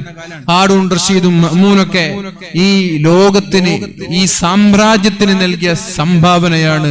വലിയൊരു യൂണിവേഴ്സിറ്റിയാണ് ദ ഹൗസ് ഓഫ് വിസ്ഡം, ബൈത്തുൽ ഹിക്മ എന്ന് പറയുന്ന ആദ്യകാല യൂണിവേഴ്സിറ്റി. അവിടെ നിന്ന് എത്രയോ വിദ്യാർത്ഥികൾ സയൻസിന്റെ മേഖലയിൽ, ശാസ്ത്രം, സൈക്കോളജി, ഫിലോസഫി, അതുപോലെ തന്നെ പീഡിയാട്രിക്സ് ഡോക്ടർമാര്, ഒരുപാട് ആളുകൾ ഈ പിന്നെ റൈറ്റ് സഹോദരന്മാർ ഫ്ലൈറ്റ് കണ്ടുപിടിക്കുന്നതിനും മുമ്പേ അബുൽ അബ്ബാസ് അൽ ഫർനാമിസ് എന്ന് പറയുന്ന ഒരു ശാസ്ത്രജ്ഞൻ 15 മിനിറ്റ് നേരം ആകാശത്ത് പറന്നിരുന്നു. 15 മിനിറ്റ് നേരം. ഒരു നിസ്കാരം കഴിഞ്ഞ് ജനങ്ങളോട് പറഞ്ഞു, ഞാൻ പറക്കാൻ പോവാണ്. അതിനെക്കുറിച്ച് നിരന്തരമായി റിസർച്ച് നടത്തി പഠനം നടത്തിയ ആൾ പറഞ്ഞു. 15 മിനിറ്റ് നേരം പറന്ന് നിലത്ത് വീണ് അദ്ദേഹത്തിന് പരിക്ക് പറ്റി. ആ പരിക്കിലാണ് പിന്നെ അദ്ദേഹം മരിക്കുന്നത്. ആദ്യമായിട്ട് പറക്കാണ്. അപ്പൊ അവർ ചിന്തിക്കുന്നത് ടേക്ക് ഓഫിനെ കുറിച്ച് മാത്രം, ലാൻഡിങ്ങിനെ കുറിച്ച് ചിന്തിക്കൂല. കാരണം ആദ്യത്തെ പറക്കലാണത്. അങ്ങനെ പറക്കുമ്പോ എങ്ങനെ ടേക്ക് ഓഫ് ചെയ്യും, എങ്ങനെ ഉയരണം എന്നൊക്കെ പഠിച്ചു, എങ്ങനെ പറക്കണമെങ്കിൽ ഉയരണം എന്ന് പഠിച്ചു. നിരന്തരമായിട്ട് റിസർച്ച് നടത്തി പഠിച്ചു. പക്ഷേ ലാൻഡ് ചെയ്യണം, അതിന് പ്രയാസം ഉണ്ടാകുമെന്ന് അദ്ദേഹം മനസ്സിലാക്കിയില്ല. അത് ഇറങ്ങുമ്പോഴാണ് മനസ്സിലായത്. നിങ്ങൾ പക്ഷികളെ ശ്രദ്ധിച്ചാൽ മതി, പറവകളെ ശ്രദ്ധിച്ചാൽ മതി. അവർ ലാൻഡിങ് സമയത്ത് തെന്നി മാറുന്ന 100 കണക്കിന് പക്ഷികൾ നിങ്ങൾക്ക് കാണാൻ കഴിയും. ലാൻഡ് ചെയ്യാൻ പറഞ്ഞാൽ എളുപ്പമൊന്നുമില്ല. ഫ്ലൈറ്റ് ആണെങ്കിൽ വരെ ലാൻഡിങ് വലിയ റിസ്ക് ഉള്ള കാര്യമാണ്. ലാൻഡിങ് ആയി ഫ്ലൈറ്റ് ഇങ്ങനെ കുത്തി അതിങ്ങനെ റൺവേയിലൂടെ ഓടുമ്പോഴാണ് ഒരു സമാധാനം. ഇറങ്ങുമ്പോൾ എല്ലാം ഒരു കുലുക്കുണ്ടാകും. അതിങ്ങനെ റൺവേയിലൂടെ ഓടുമ്പോ മാഷാ അല്ലാഹ് സമാധാനം. ഇറങ്ങി കഴിഞ്ഞതിന് ശേഷം ഇതേപോലെ പക്ഷികളും പറവകളൊക്കെ നിങ്ങൾ വീഡിയോ ശ്രദ്ധിച്ചാൽ ഇറങ്ങുന്ന സമയത്ത് തെന്നി മാറുന്ന പക്ഷികൾ നിങ്ങൾക്ക് കാണാൻ കഴിയും. അപ്പൊ അദ്ദേഹം എങ്ങനെ ലാൻഡ് ചെയ്യണമെന്ന് അദ്ദേഹം പഠിച്ചില്ല. അത് എക്സ്പീരിയൻസ് വരുമ്പോഴല്ലേ പഠിക്കുക. പിന്നെ അദ്ദേഹത്തിന് അതുമായി പരിക്കുകൾ ഉണ്ടായിരുന്നു. അതേപോലെ അബൂബക്കർ റാസി, ഇബ്നു സീന, അവിറോഷ് എന്ന് പറയുന്ന ഇബ്നു റുഷ്ദ്, ജാബിർ ഇബ്നു ഹയ്യാൻ, അതുപോലെ തന്നെ മാത്തമാറ്റിക്സിലും മറ്റുള്ള വിഷയങ്ങളിലൊക്കെ സജീവമായി നമ്മൾക്ക് വലിയ കോൺട്രിബ്യൂഷൻ നൽകിയ ആളാണ് ഇബ്നുൽ ഹൈസം. അല്ലെ, നമ്മൾ അൽജിബ്രൊക്കെ പഠിക്കുന്നുണ്ട്. അതൊക്കെ ഈ ഗോൾഡൻ ഏജിലുള്ള മുസ്ലിം പണ്ഡിതന്മാർ നൽകിയ കോൺട്രിബ്യൂഷൻ ആണ്. അപ്പൊ ഞാൻ പറയുന്നത്, ഈ നമ്മൾ ഇൽമു എന്ന് പറഞ്ഞ വെറും ഖുർആൻ പഠിക്കുക, ഖുർആന്റെ അർത്ഥം പഠിക്കുക, ഹദീസ് പഠിക്കുക, ഹദീസിന്റെ അർത്ഥം പഠിക്കുക, ഉസൂൽ ഫിഖ് പഠിക്കുക, ഉസൂൽ ഹദീസ് പഠിക്കുക, ഉലൂമുൽ ഖുർആൻ പഠിക്കുക എന്നുള്ളൊരു കോൺസെപ്റ്റ് മാറി ഖുർആമായ ഖുർആനിനെ സയന്റിഫിക്കലായി ഓരോ ആയത്തുകളെ പഠിക്കാനുള്ള പുതിയ പുതിയ സംവിധാനങ്ങളെ കുറിച്ച് നമ്മൾ ആലോചിക്കണം. ഖുർആൻ എന്ന് പറഞ്ഞ ഓതാൻ വേണ്ടി ഇറക്കിയതല്ല എന്ന് നബി തങ്ങൾ തന്നെ പഠിപ്പിച്ചിട്ടുണ്ട്. ഖുർആൻ എന്നുള്ളത് ഓതാൻ വേണ്ടി അല്ലാഹു ഇറക്കി തന്നതല്ല. അതിന്റെ ആയാത്തുകളെ കുറിച്ച് ചിന്തിക്കാനാണ്, ഗവേഷണം നടത്താനാണ്. നിങ്ങൾ ആദ്യം ഇറങ്ങിയ 5 ആയത്തുകളെ കുറിച്ച് ആലോചിച്ച് നോക്ക്. ബിസ്മില്ലാഹിർ റഹ്മാനിർ റഹീം. ഇഖ്റഅ ബിസ്മി റബ്ബിക്കല്ലദീ ഖലഖ്. നിന്നെ സൃഷ്ടിച്ച നിന്റെ നാഥന്റെ നാമത്തിൽ നീ വായിക്കണം. ഒന്നാമത്തേത് വായിക്കണം എന്നുള്ളതാണ്. വായനയില്ലാത്ത സമൂഹത്തിന് ആശയങ്ങൾ ഉണ്ടാവില്ല. വായന വർദ്ധിക്കുമ്പോഴാണ് ആശയങ്ങൾ ഉണ്ടാവുന്നത്. നിങ്ങൾ ശ്രദ്ധിച്ചോ, വായനയില്ലാത്ത സമൂഹത്തിലെ അഭിപ്രായങ്ങൾ, പുതിയ പുതിയ ആശയങ്ങൾ ഉണ്ടാവില്ല. അവരുടെ വളർച്ച മുരടിക്കും. വായനയില്ലെങ്കിൽ ആരുടെയും വായനയില്ലാത്തവന്റെ വളർച്ച മുരടിക്കുന്നതാണ്. അതുകൊണ്ട് വായിച്ചുകൊണ്ടേയിരിക്കാം. ദുനിയാവിനോ ആഖിറത്തിനോ വേണ്ടി ചെലവഴിക്കാതെ വെറുതെ സമയം കളയുന്നത് എനിക്ക് ഇഷ്ടമല്ല, അവര് നഷ്ടത്തിലാണ് എന്ന് മഹാനായ അബ്ദുല്ലാഹി ഇബ്നു മസ്ഊദ് റളിയല്ലാഹു അൻഹു പറയുന്നുണ്ട്. ഒന്നുകിൽ നീ ദുനിയാവിന് വേണ്ടി അധ്വാനിക്കുന്നവനാവണം, അല്ലെങ്കിൽ ആഖിറത്തിന് വേണ്ടി അധ്വാനിക്കുന്നവനാവണം. ഈ 2 പണിയല്ലാതെ മൂന്നാമതൊരു പണിയെടുക്കരുത് എന്ന് മഹാനായ അബ്ദുല്ലാഹി ഇബ്നു മസ്ഊദ് റളിയല്ലാഹു അൻഹു പറയുന്നുണ്ട്. ദുനിയാവിന് വേണ്ടി പണിയെടുക്കാന്ന് പറഞ്ഞാൽ അധ്വാനിക്കുക, ജോലി ചെയ്യുക, മക്കളെ പോറ്റുക, കുടുംബത്തെ പോറ്റുക, ബിസിനസ് ഉണ്ടാക്കുക, ഇതൊക്കെ ദീൻ തന്നെയാണ്. ഒന്നുകിൽ അങ്ങനെ നീ അധ്വാനിക്കണം, അതില്ലെങ്കിൽ നീ ആഖിറത്തിന് വേണ്ടി അധ്വാനിക്കണം. ഒരു പണിയുമില്ലാതെ ബസ് സ്റ്റാൻഡിലും പീഡികത്തിണ്ണയിലും എല്ലാം ഇരുന്ന് സ്വറ പറയുന്നത് നല്ലതല്ല, ഒരു മനുഷ്യനത് ഭൂഷണമല്ല എന്ന് മഹാനായ അബ്ദുല്ലാഹി ഇബ്നു മസ്ഊദ് റളിയല്ലാഹു അൻഹു പറയുന്നുണ്ട്. ഇഖ്റ വായിച്ചുകൊണ്ടേയിരിക്കുക. നമ്മുടെ സമുദായത്തിൽ നിന്ന് നഷ്ടപ്പെട്ടു പോയ വലിയ ഒരു സ്വഭാവമാണ്, നന്മയാണ് വായന എന്നുള്ളത്. അൽ ഹിക്മത്തു ളാല്ലത്തുൽ മുഅ്മിൻ, ജനങ്ങൾക്ക് നഷ്ടപ്പെട്ടു പോയ, സത്യവിശ്വാസിക്ക് നഷ്ടപ്പെട്ടു പോയ ആയുധമാണ് ഇൽമ് എന്ന് പരിശുദ്ധ റസൂലുള്ളാഹി. അതേപോലെ മഹാന്മാരായ പണ്ഡിതന്മാരെല്ലാം നമ്മൾക്ക് പഠിപ്പിച്ചു തരുന്നുണ്ട്. ജനങ്ങൾക്ക് നഷ്ടപ്പെട്ടു പോയ സമ്പാദ്യം, അതിലേറ്റവും വലിയ സമ്പാദ്യം ഇൽമാണ്, ഹിക്മത്താണ്. നമ്മൾക്കൊരു കാര്യം നഷ്ടപ്പെട്ടാൽ എന്താ നമ്മൾ ചെയ്യുക? മൂല്യമുള്ളതാണെങ്കിലേ നമ്മൾ തെരഞ്ഞു പിടിക്കുള്ളൂ, അല്ലെ? ഇപ്പൊ ഒരു ഉദാഹരണം, 10 രൂപ പോയി, നമ്മൾ മെയിൻ്റെ ചെയ്യില്ല. 10 രൂപ പോയാൽ നമ്മൾ മെയിൻ്റെ ചെയ്യില്ല. ഒരു 10,000, 1000 ഇതൊക്കെ വീണ് നമ്മൾ ഇങ്ങനെ തെരഞ്ഞു നോക്കും. സ്വർണത്തിന്റെ കൈച്ചേണ്ട് പോയാൽ നമ്മൾ തെരയും. വെള്ളി അല്ലെങ്കിൽ മുക്ക്, പണ്ടം അങ്ങനെയൊക്കെ ആണെങ്കിൽ നമ്മൾ മെയിൻ്റെ ചെയ്യില്ല. അപ്പൊ അൽ ഹിക്മത്തു ളാല്ലത്തുൽ മുഅ്മിൻ, സത്യവിശ്വാസികളായ നമ്മൾക്ക് നഷ്ടപ്പെട്ടു പോയത് ഈ ഒരു അറിവിന്റെ സാഗരമാണ്. അറിവ് നേടാനുള്ള പ്രോത്സാഹനങ്ങളാണ്. ജനങ്ങളെ പ്രോത്സാഹിപ്പിക്കുന്ന നേതാക്കന്മാരും ഉമറാക്കളും ഉലമാക്കളും ഒക്കെ ഇൽമിന് വേണ്ടി ജനങ്ങളെ പ്രോത്സാഹിപ്പിക്കുന്ന, വായിക്കാൻ വേണ്ടി പ്രോത്സാഹിപ്പിക്കുന്ന ഒരു തലമുറ നമ്മൾക്ക് നഷ്ടപ്പെട്ടു പോയി. അപ്പോ ഈ നഷ്ടപ്പെട്ടു പോയ വസ്തു എന്താണ്? അത് തേടി പിടിക്കണം. അതേപോലെ നമ്മൾക്ക് വിചാരിച്ചാൽ തേടി പിടിക്കാൻ പറ്റുന്ന ഒരു സാധനമാണ് ഇൽമ്. ആ പഴയകാല പ്രതാപം തിരിച്ചു കിട്ടാൻ ഇനിയും നമ്മൾക്ക് സാധിക്കും. എങ്ങനെ? ഇൽമിലൂടെ, എഡ്യൂക്കേഷൻ, വിദ്യാഭ്യാസത്തിലൂടെ നമ്മൾക്ക് പഴയകാല പ്രതാപം തിരിച്ചു പിടിക്കാൻ കഴിയും. ഏതാ പ്രതാപം? ഇന്ന് ഹാർവാർഡ് യൂണിവേഴ്സിറ്റിയിലും ഓക്സ്ഫോർഡ് യൂണിവേഴ്സിറ്റിയിലും കാംബ്രിഡ്ജിലൊക്കെ പോയിട്ട് പഠിക്കുന്നത് പോലെ ഇപ്പൊ ലോകത്ത് 100ഓളം അറിയപ്പെട്ട കലാലയങ്ങളിൽ കേരളത്തിൽ നിന്നൊരു കലാലയം പോലും തെരഞ്ഞെടുക്കപ്പെട്ടില്ല. നിങ്ങൾ ശ്രദ്ധിച്ചോന്നറിയില്ല. അറിയപ്പെട്ട 10 യൂണിവേഴ്സിറ്റികൾ, 10ഓ 100ഓ എനിക്ക് ഓർമ്മയില്ല, ഏതായാലും അറിയപ്പെട്ട കലാലയങ്ങളിൽ, യൂണിവേഴ്സിറ്റികളിൽ കേരളത്തിൽ നിന്നുള്ളൊരു യൂണിവേഴ്സിറ്റി പോലും ഇല്ല. അത് നമ്മൾ ഇൽമിന് കൊടുക്കുന്ന പ്രാധാന്യത്തിന്റെ ഭാഗമാണ്. ബാംഗ്ലൂരിൽ നിന്നൊന്നുണ്ട്, അങ്ങനെ മറ്റുള്ള പല ഇന്ത്യയിൽ നിന്ന് വളരെ തുച്ഛം യൂണിവേഴ്സിറ്റികളേ ഉള്ളൂ. അപ്പൊ പ്രിയപ്പെട്ടവരെ, നമ്മൾ മനസ്സിലാക്കണം, നമ്മൾ ഇൽമിൽ നിന്ന് മാറി നിൽക്കുമ്പോ മുഖ്യധാര സമൂഹത്തിന്റെ ഉന്നതമായ സ്ഥാനങ്ങളിൽ നിന്ന് പതുക്കെ പതുക്കെ നമ്മൾ മാറ്റപ്പെടും. വേസ്റ്റ് കൊട്ടയിലേക്ക്, അല്ലെങ്കിൽ ചപ്പുചവറുകളായി, ആർക്കും വേണ്ടാത്തൊരു വസ്തുക്കളായി നമ്മളെ എടുത്തു കളയും ആളുകൾ. വോട്ടിന് വേണ്ടി കറിവേപ്പിലകളെ പോലെ ആവശ്യത്തിന് വേണ്ടി ഉപയോഗിച്ച് ആവശ്യം കഴിഞ്ഞാൽ എടുത്തു കളയുന്ന ഒരു വിഭാഗമായി നമ്മൾ മാറും. അങ്ങനെയാണല്ലോ കറിവേപ്പില എന്ന് പറഞ്ഞാൽ. അത് കറിയുടെ ഒരു മണത്തിനും രസത്തിനും ഒരു സ്വാദിനും വേണ്ടി ഉപയോഗിക്കുന്നു, അത് കഴിഞ്ഞ് എടുത്തു കളയുന്നു. വോട്ടിന് വേണ്ടി നമ്മൾ ഉപയോഗിക്കും. ചില വർഗീയ പരാമർശങ്ങൾ നടത്തി അധികാരത്തിന്റെ കസേരയിൽ പിടിച്ചു നിൽക്കാൻ വേണ്ടി ചില ആളുകൾ ഉപയോഗിക്കും, അത് കഴിഞ്ഞാൽ നമ്മൾ എടുത്തു കളയും. അതുകൊണ്ട് പ്രിയപ്പെട്ടവരെ, ഈ ഇൽമിന് നമ്മൾ ഒരുപാട് പ്രാധാന്യം നൽകി. എല്ലാവരും, നമ്മളൊക്കെ ഇൽമ് വളരെ പ്രധാനമാണ്. ഇഖ്റ, വായിക്കണം, വായിച്ചുകൊണ്ടേയിരിക്കണം. ബിസ്മി റബ്ബിക്കല്ലദീ ഖലഖൽ ഇൻസാന മിൻ അലഖ്, ഒട്ടിപ്പിടിച്ചിരിക്കുന്ന രക്തപിണ്ഡത്തിൽ നിന്ന് നിന്നെ സൃഷ്ടിച്ച നിന്റെ നാഥന്റെ നാമത്തിൽ നീ വായിക്കണം. ആരോടാ ഇത് പറയുന്നത്? സ്കാനിംഗ് സംവിധാനങ്ങളില്ല, എക്സ്റേ സംവിധാനങ്ങളില്ല. ഒരു ഉമ്മയുടെ ഗർഭപാത്രത്തിൽ എന്താ സംഭവിക്കുന്നത് എന്ന് പോലും പറയാൻ കഴിയാത്തൊരു കാലം. ആ കാലഘട്ടത്തിലുള്ള ആളുകളോടാ പറയുന്നത്, ഉമ്മയുടെ ഗർഭപാത്രത്തിൽ ഒട്ടിപ്പിടിച്ചിരിക്കുന്ന ഒരു വസ്തുവിൽ നിന്ന് നിന്നെ സൃഷ്ടിച്ച നിന്റെ നാഥന്റെ പേരിൽ നീ വായിക്കണമെന്ന്. അലഖ് എന്ന് പറഞ്ഞാൽ അട്ട, രക്തക്കട്ട, രക്തകഷ്ണത്തിൽ നിന്ന്. എങ്ങനെ? സംതിങ് ക്ലിഞ്ചസ്, ഒട്ടിപ്പിടിച്ചിരിക്കുന്ന രക്തകഷ്ണം. അന്ന് ഒരു മനുഷ്യന് പോലും ഉമ്മയുടെ ഗർഭപാത്രത്തിൽ എന്താ സംഭവിക്കുന്നത് എന്നറിയില്ല. ആ കാലഘട്ടത്തിലാണ് സ്വഹാബാക്കളോട് പറയുന്നത്. സ്വഹാബാക്കൾ ചോദിച്ചില്ല, അതിനെന്താ തെളിവ്? ഇന്നിപ്പോ എല്ലാറ്റിനും തെളിവ് വേണം. അതിനെന്താ തെളിവെന്ന് അവർ ചോദിച്ചില്ല, അവർ വിശ്വസിച്ചു. നബി തങ്ങൾ പറഞ്ഞു, സമിഅനാ വ അത്അനാ, നബിയേ നിങ്ങൾ പറഞ്ഞത് ഞങ്ങൾ വിശ്വസിക്കുകയാണ്. ഖുർആൻ പറഞ്ഞില്ലേ, അൽ യൗമ നുനജ്ജീക ലിതകൂന ലിമൻ ഖൽഫക ആയ.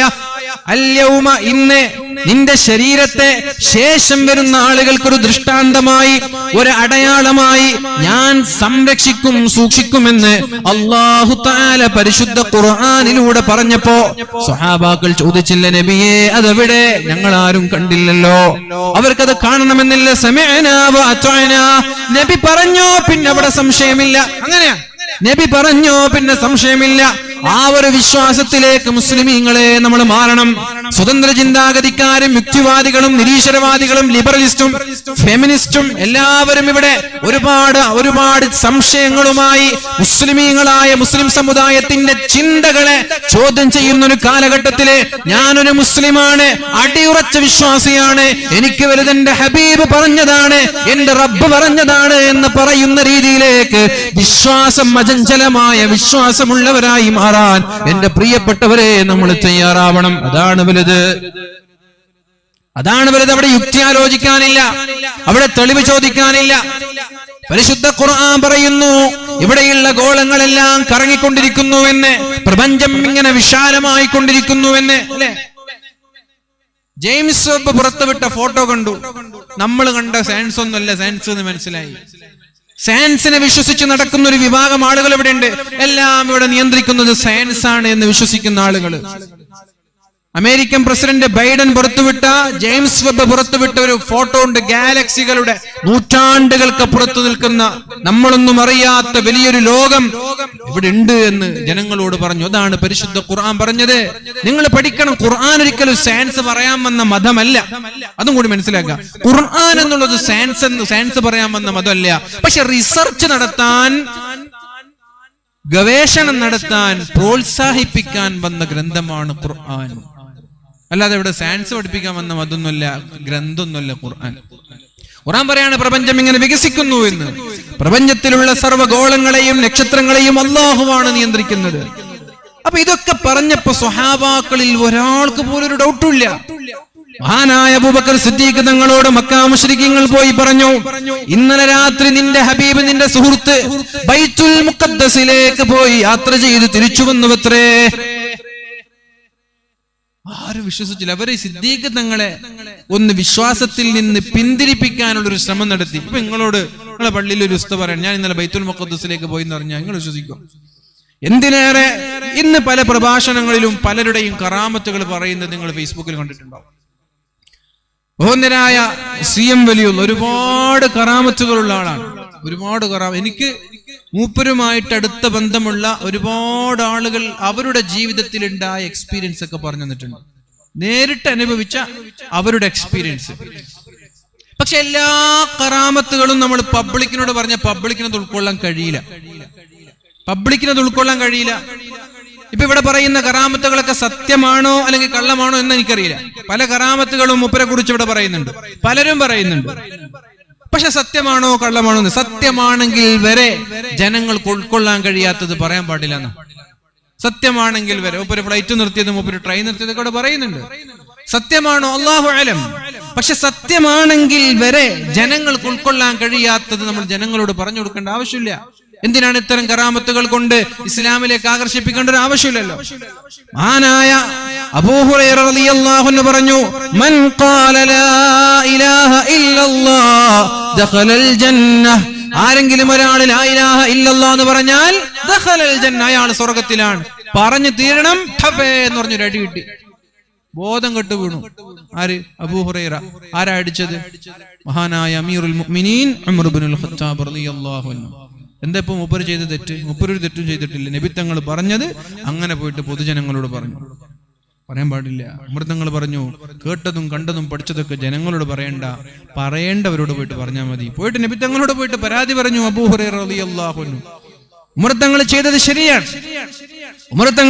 ശരിയാണ്. ഇനി ഇതിനെ ഡിപ്പെൻഡ് ചെയ്ത് ജീവിക്കും. ലാ ഇലാഹ ഇല്ലല്ലാഹ് പറഞ്ഞ സ്വർഗം കിട്ടോ? പിന്നെന്തിനാ ഞാൻ നിസ്കരിക്കുന്നു? പിന്നെന്തിന് ഞാൻ ഖുർആൻ ഓതണം? പിന്നെന്തിന് ഞാൻ അതിനെ കഷ്ടപ്പെടണം? എന്തിന് തഹജ്ജുദ് നിസ്കരിക്കണം? ഈ കോരിച്ചൊരിയുന്ന മഴയത്ത് എന്തിന് പള്ളിയിലേക്ക് പോകണം? മരം കോച്ചുന്ന തണുപ്പിൽ എന്തിന് തഹജ്ജുദ് നിസ്കരിക്കണം? ലാ ഇലാഹ ഇല്ലല്ലാഹ് എന്ന് ഞാൻ പറയും, ഞാൻ സ്വർഗത്തിലാണ്. ഇതിനെ ആശ്രയിച്ച് ജീവിക്കുന്ന അവസരവാദികളായ ആളുകൾ ഉണ്ടാകും. അതുകൊണ്ട് ജനങ്ങളോട് എന്ത് പറയണം, എങ്ങനെ പറയണം, ഏത് സമയത്ത് പറയണം, ആരോട് എന്ത് പറയണമെന്നൊക്കെ പഠിച്ചിട്ട് വേണം ഓരോ പ്രബോധകരും പ്രബോധനം നടത്തേണ്ടത്. അതുകൊണ്ട് തന്നെയാണ് മഹാനായ അബൂ ഹുറൈറ റളിയല്ലാഹു അൻഹുവിനെ മഹാനായ ഉമർ തങ്ങൾ അടിച്ചത്. പറയേണ്ടത് മാത്രം ജനങ്ങളോട് പറഞ്ഞാൽ മതി. മഹാനായ അബൂ ഹുറൈറ തങ്ങൾ പറഞ്ഞില്ലയോ, വഫാത്തിനോടടുക്കുന്ന സമയത്ത് 2 വിഭാഗം ഇൽമിന്റെ കയ്യിലുണ്ട്, 2 ചാക്ക് ഇൽമിന്റെ കയ്യിലുണ്ട്. അതിൽ ഒന്നേ ഞാൻ ജനങ്ങളോട് പറഞ്ഞു കൊടുത്തിട്ടുള്ളൂ. രണ്ടാമതൊന്ന് പറഞ്ഞാൽ എന്റെ തല തന്നെ അറുത്തുപോകുമോ, ഞാൻ കൊല്ലപ്പെടുമോ എന്ന ഭയം എനിക്കുണ്ട് എന്ന് വെറുതെയല്ല.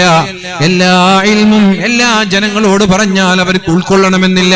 അതുകൊണ്ട് പ്രിയപ്പെട്ടവരെ, ഞാൻ പറയുന്നത് ഇല്ലാത്ത കറാമത്തുകൾ എന്തായാലും പറയാൻ പാടില്ല. ഉള്ളത് തന്നെ പറയുമ്പോൾ ഏത് ജനങ്ങളോടാണ് ഞാൻ സംവദിക്കുന്നത് എന്ന് മനസ്സിലാക്കണം. പ്രത്യേകിച്ച് ഓൺലൈൻ സംവിധാനങ്ങളുള്ള കാലമാണിത്. അള്ളാഹുവിൽ വിശ്വാസമില്ലാത്ത, അവസരം കിട്ടിയാൽ ദീനിനെ കളിയാക്കുന്ന, ദീനിനെ പരിഹസിക്കുന്ന, ദീനിനെ കൊച്ചാക്കാനും കരിവാരിത്തേക്കാനും ശ്രമിക്കുന്ന ഒരു കൂട്ടം ട്രോളന്മാരവിടെയുണ്ട്. ഒരു കൂട്ടം യുക്തിവാദികളും നിരീശ്വരവാദികളും എക്സ് മുസ്ലിമീങ്ങളും അവിടെയുണ്ട്. അവർക്ക് പരിശുദ്ധമായ ഇസ്ലാമിനെ ആക്ഷേപിക്കാനുള്ള ആയുധം നമ്മളായിട്ട് അവസരം ഉണ്ടാക്കി കൊടുക്കരുത്. അതുകൊണ്ട് പ്രിയപ്പെട്ടവരെ, മഹാന്മാരായ സ്വഹാബാക്കൾക്ക് അതിൽ സംശയമില്ല. അബൂബക്കർ സിദ്ദീഖ് തങ്ങളോട് പറഞ്ഞു, ഇന്നലെ രാത്രി നിന്റെ ഹബീബായ നിന്റെ സുഹൃത്ത് ബൈത്തുൽ മുഖദ്ദസിലേക്ക് പോയത്രേ. അപ്പോഴെന്താണ് മഹാനായ സിദ്ദീഖ് തങ്ങൾ പറഞ്ഞത്? ബൈത്തുൽ മുഖദ്ദസിലേക്ക് 2 മാസത്തെ യാത്രയുണ്ട്. ഇന്നലെ രാത്രി ഇവിടെ കടന്നുറങ്ങി, രാവിലെ എണീക്കുമ്പോൾ അവിടെ തന്നെ ഉണ്ട്. എന്നിട്ട് മൂപ്പര് പറയാ, ഞങ്ങള് എവിടെ പോയി? ബൈത്തുൽ മുഖദ്ദസിലേക്ക് പോയി. ഈ വിവരം ഇന്നത്തെ യുക്തിവാദികൾ വിശ്വസിക്കുമോ? ഇന്നത്തെ നിരീശ്വരവാദികൾ വിശ്വസിക്കുമോ? എന്ന് വെച്ചിട്ട് ബൈത്തുൽ മുഖദ്ദസിലേക്ക് പോയിട്ടില്ല എന്ന് പറയാൻ പറ്റുമോ? എന്ന് വെച്ച് ബൈത്തുൽ മുഖദ്ദസിലേക്ക് പോയിട്ടില്ല എന്ന് പറയാൻ പറ്റുമോ?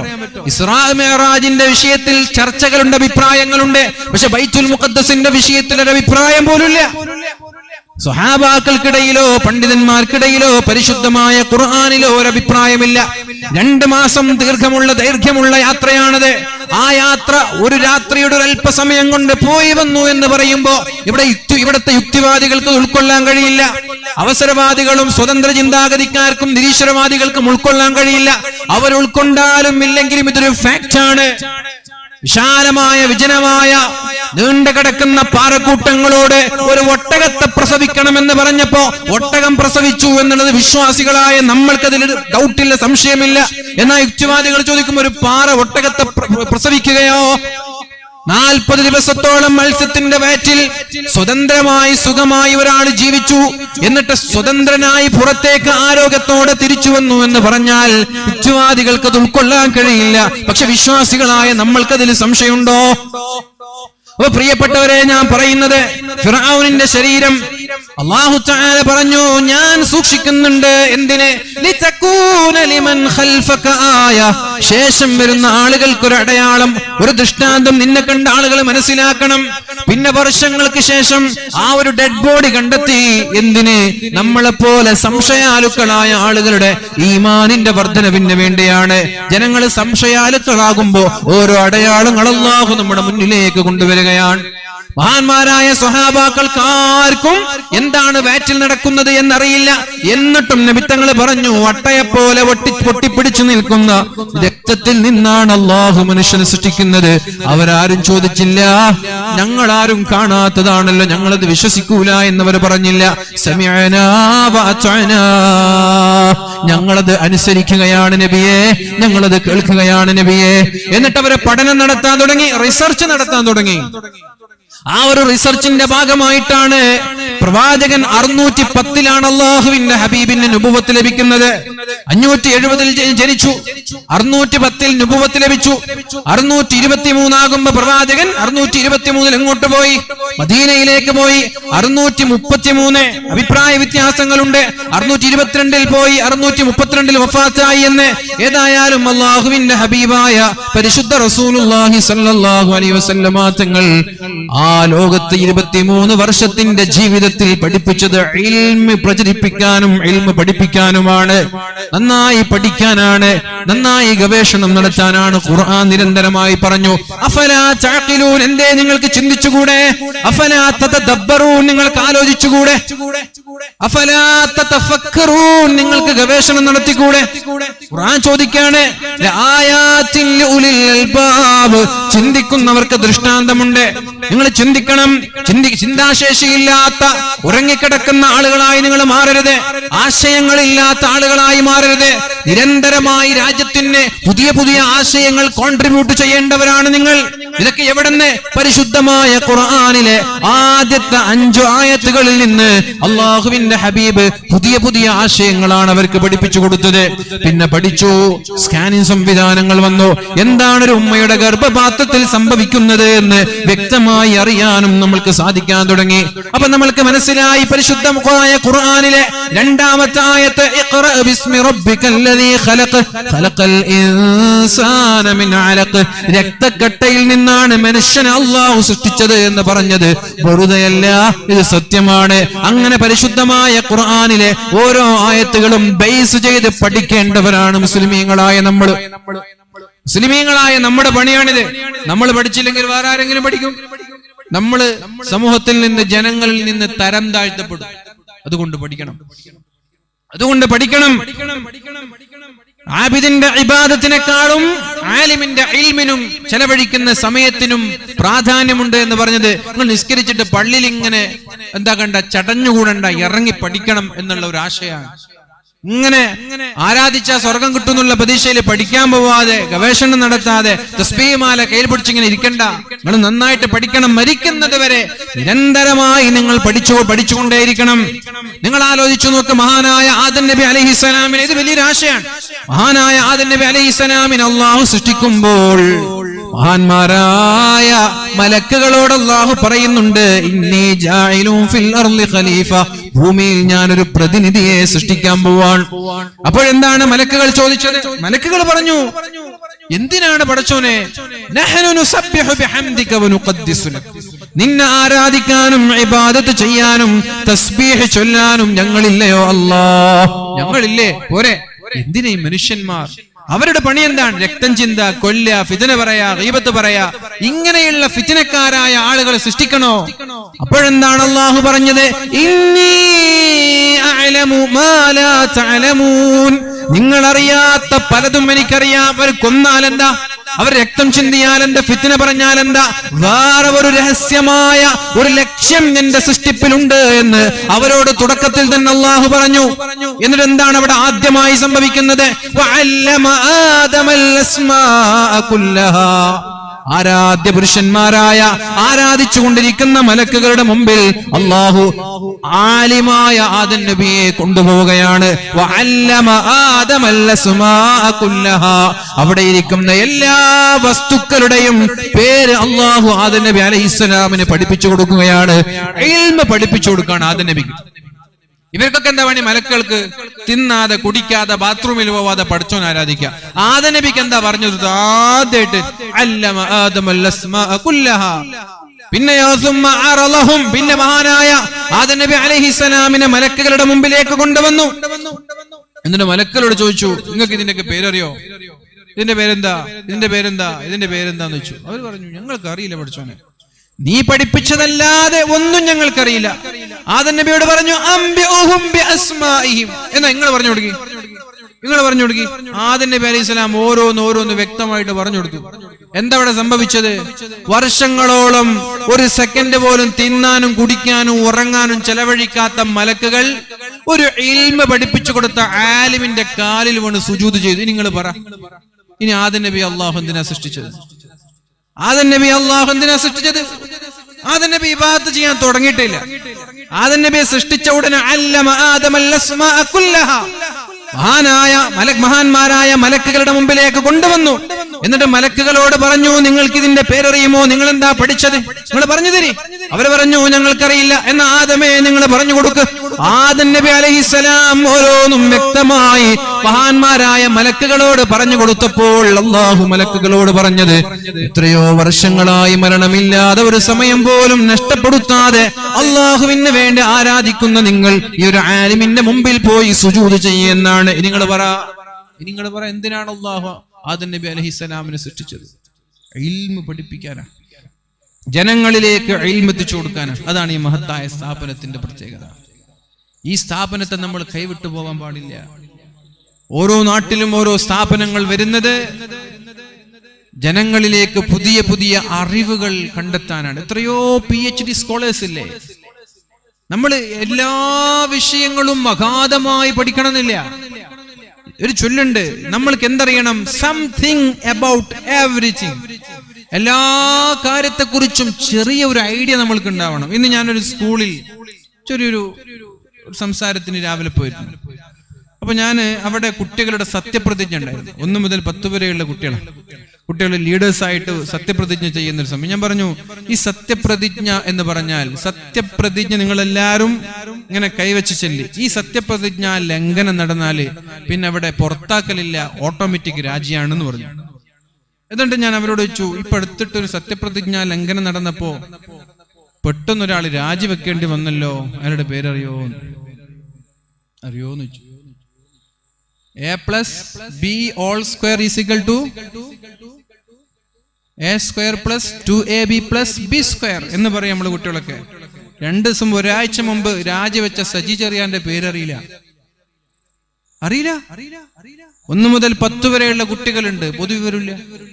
ഇതൊക്കെ നമ്മൾ അറിയേണ്ട ഒരു സിമ്പിൾ ആയിട്ടുള്ള ഒരു ജനറൽ നോളജ് അല്ലേ? അത്രത്തോളം കോലാഹലങ്ങൾ സൃഷ്ടിച്ചു. പക്ഷെ ഞാൻ പറഞ്ഞു, ഈ A+B² എന്ന് പഠിക്കാൻ എത്ര പണിയുണ്ട് അല്ലെ? A² + 2AB + B² എന്ന് പറയാൻ കാണാതെ പഠിക്കാൻ പണിയുണ്ട്. അതൊക്കെ നന്നായിട്ട് അറിയാം. സയൻസിലെ ഇക്വേഷൻ അറിയാം, എലമെന്റ്സിന്റെ പേരുകളൊക്കെ അറിയാം. പക്ഷെ എല്ലാ കാര്യങ്ങളെ കുറിച്ചും ചെറിയൊരു ഐഡിയ വേണം എന്ന് പറഞ്ഞാൽ അവർക്ക് അറിയുന്നില്ല. നമ്മൾ അങ്ങനെയാണ്, എല്ലാ കാര്യങ്ങളെ കുറിച്ച് ചെറിയൊരു ഐഡിയ വേണം. സ്പോർട്സിനെ കുറിച്ച് അറിയണം, സിനിമയെ കുറിച്ച് അറിയണം, പത്രങ്ങളെ കുറിച്ച് അറിയണം, മാധ്യമങ്ങളെ കുറിച്ച് അറിയണം, രാഷ്ട്രീയം അറിയണം, കളികൾ അറിയണം. എല്ലാറ്റിനെ കുറിച്ചും ചെറിയ ഒരു ഐഡിയ വേണം. അതിലൊക്കെ അഗാധമായ ഡീപ്പിലുള്ള അല്ലെങ്കിൽ ഡെപ്തിലുള്ള ഇൽമു വേണം എന്നല്ല പറയുന്നത്, ചെറിയൊരു ഐഡിയ വേണം. എന്നിട്ടോ എവറിത്തിങ് അബൌട്ട് സംതിങ്. ഒരു വിഷയത്തെ കുറിച്ച് നന്നായിട്ട് അറിയാൻ വേണം. ഒരു വിഷയത്തെ കുറിച്ച് നന്നായിട്ട് അറിയാൻ വേണം. അങ്ങനെയൊക്കെയാണ് ആലിമീങ്ങൾ. ഫഖീഹ് എന്ന് പറഞ്ഞാൽ അവർക്ക് ഹദീസ് അറിയില്ല എന്നല്ല, അവർക്ക് എവറിത്തിങ് അബൌട്ട് ഫിഖ്. ഫിഖ്ഹിനെ കുറിച്ചെല്ലാം അവർക്കറിയാം, പക്ഷെ ഹദീസിനെ കുറിച്ച് അറിയില്ല എന്നല്ല. ഹദീസിനെ കുറിച്ചൊക്കെ അതിന്റെ ആഴത്തിലുള്ള പഠനം ഇല്ലെങ്കിലും അവർക്ക് ഹദീസിനെ കുറിച്ച് അറിയാം, അവർക്ക് തഫ്സീർ അറിയാം, അവർക്ക് ഉസൂലുൽ ഫിഖും ഉലൂമുൽ ഖുർആൻ ഒക്കെ അവർക്കറിയാം. പക്ഷേ എവറിത്തിങ് അബൌട്ട് ജൂറിസ്പ്രുഡൻസ്, അവർക്ക് ഫിഖ്ഹിനെ കുറിച്ചെല്ലാം അറിയാം. മുഹദ്ദിസുകൾ എന്ന് പറഞ്ഞാൽ എന്താ? ഹദീസിനെ കുറിച്ചെല്ലാം അവർക്കറിയാം, ഫിഖ് അറിയില്ല എന്നല്ല, മസലകൾ അവർക്കറിയാം. പക്ഷെ ഇതിനെ കുറിച്ച് അവരെല്ലാം നന്നായിട്ട് പഠിച്ചിട്ടുണ്ട്. ഇതേപോലെ നമ്മളെല്ലാവരും ഒരു വിഷയത്തെ കുറിച്ച് നമ്മൾക്ക് നന്നായിട്ട് അഗാധമായ പാണ്ഡിത്യം ഉണ്ടാവണം. ഒരു വിഷയത്തെ കുറിച്ച് ബാക്കിയുള്ള എല്ലാ വിഷയങ്ങളെ കുറിച്ചും ചെറിയ ഒരു ഐഡിയ എങ്കിലും നമ്മൾക്കുണ്ടാവണം. അല്ലെങ്കിൽ ലോകത്ത് പിടിച്ചെടുക്കാൻ കഴിയില്ല. അല്ലാഹു നമ്മൾക്ക് നാഫിയായ ഇൽമും ബുദ്ധിശക്തിയും ഓർമ്മശക്തിയും നൽകി അനുഗ്രഹിക്കട്ടെ. എപ്പോഴും ദുആ ചെയ്യേണ്ട ഒരു പ്രാർത്ഥനയാണ്, അല്ലാഹു നമ്മൾക്ക് ഇൽമു തരട്ടെ. ഞാൻ നീട്ടിക്കൊണ്ടുപോകാൻ ഞാൻ ഉദ്ദേശിക്കുന്നില്ല. പ്രിയപ്പെട്ടവരെ, അപ്പൊ മഹാന്മാരായ സ്വഹാബാക്കൾക്കൊന്നും ഇതിൽ യാതൊരു ഡൗട്ടും ഉണ്ടായില്ല. നിങ്ങൾ വേറൊരു കാര്യം ചിന്തിച്ചു നോക്ക്. മഹാനായ സുലൈമാൻ നബി അലൈഹിസ്സലാം എന്തുകൊണ്ടുവരാൻ പറഞ്ഞു? ബൽഖീസ് രാജ്ഞിയുടെ സിംഹാസനം കൊണ്ടുവരാൻ പറഞ്ഞപ്പോ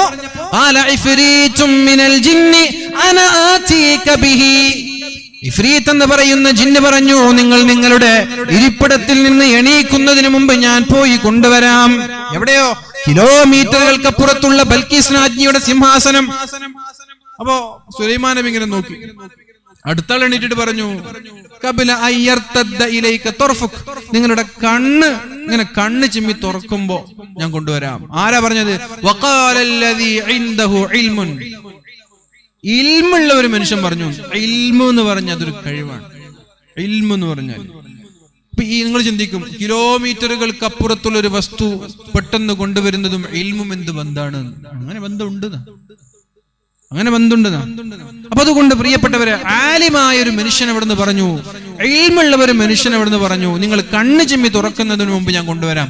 അദ്ദേഹം കൊണ്ടുവരും ചെയ്തു. കണ്ണ് ചിമ്മി തുറക്കുന്നതിന് മുമ്പ് ഒരു ജിന്നിന് സാധിക്കാത്തത് ഒരു മനുഷ്യനെ അവിടെ എത്തിച്ചു. അപ്പൊ പ്രിയപ്പെട്ട, ഇൽമിന്റെ പ്രാധാന്യം എത്രത്തോളം ഉണ്ട്. അതുകൊണ്ട് നമ്മൾ പഠിക്കുക, നമ്മുടെ മക്കളെ പഠിപ്പിക്കുക. നമ്മൾ പഠിച്ചിട്ടില്ല എന്ന് പറഞ്ഞിട്ട് മക്കളെ പഠിപ്പിക്കാതിരിക്കരുത്.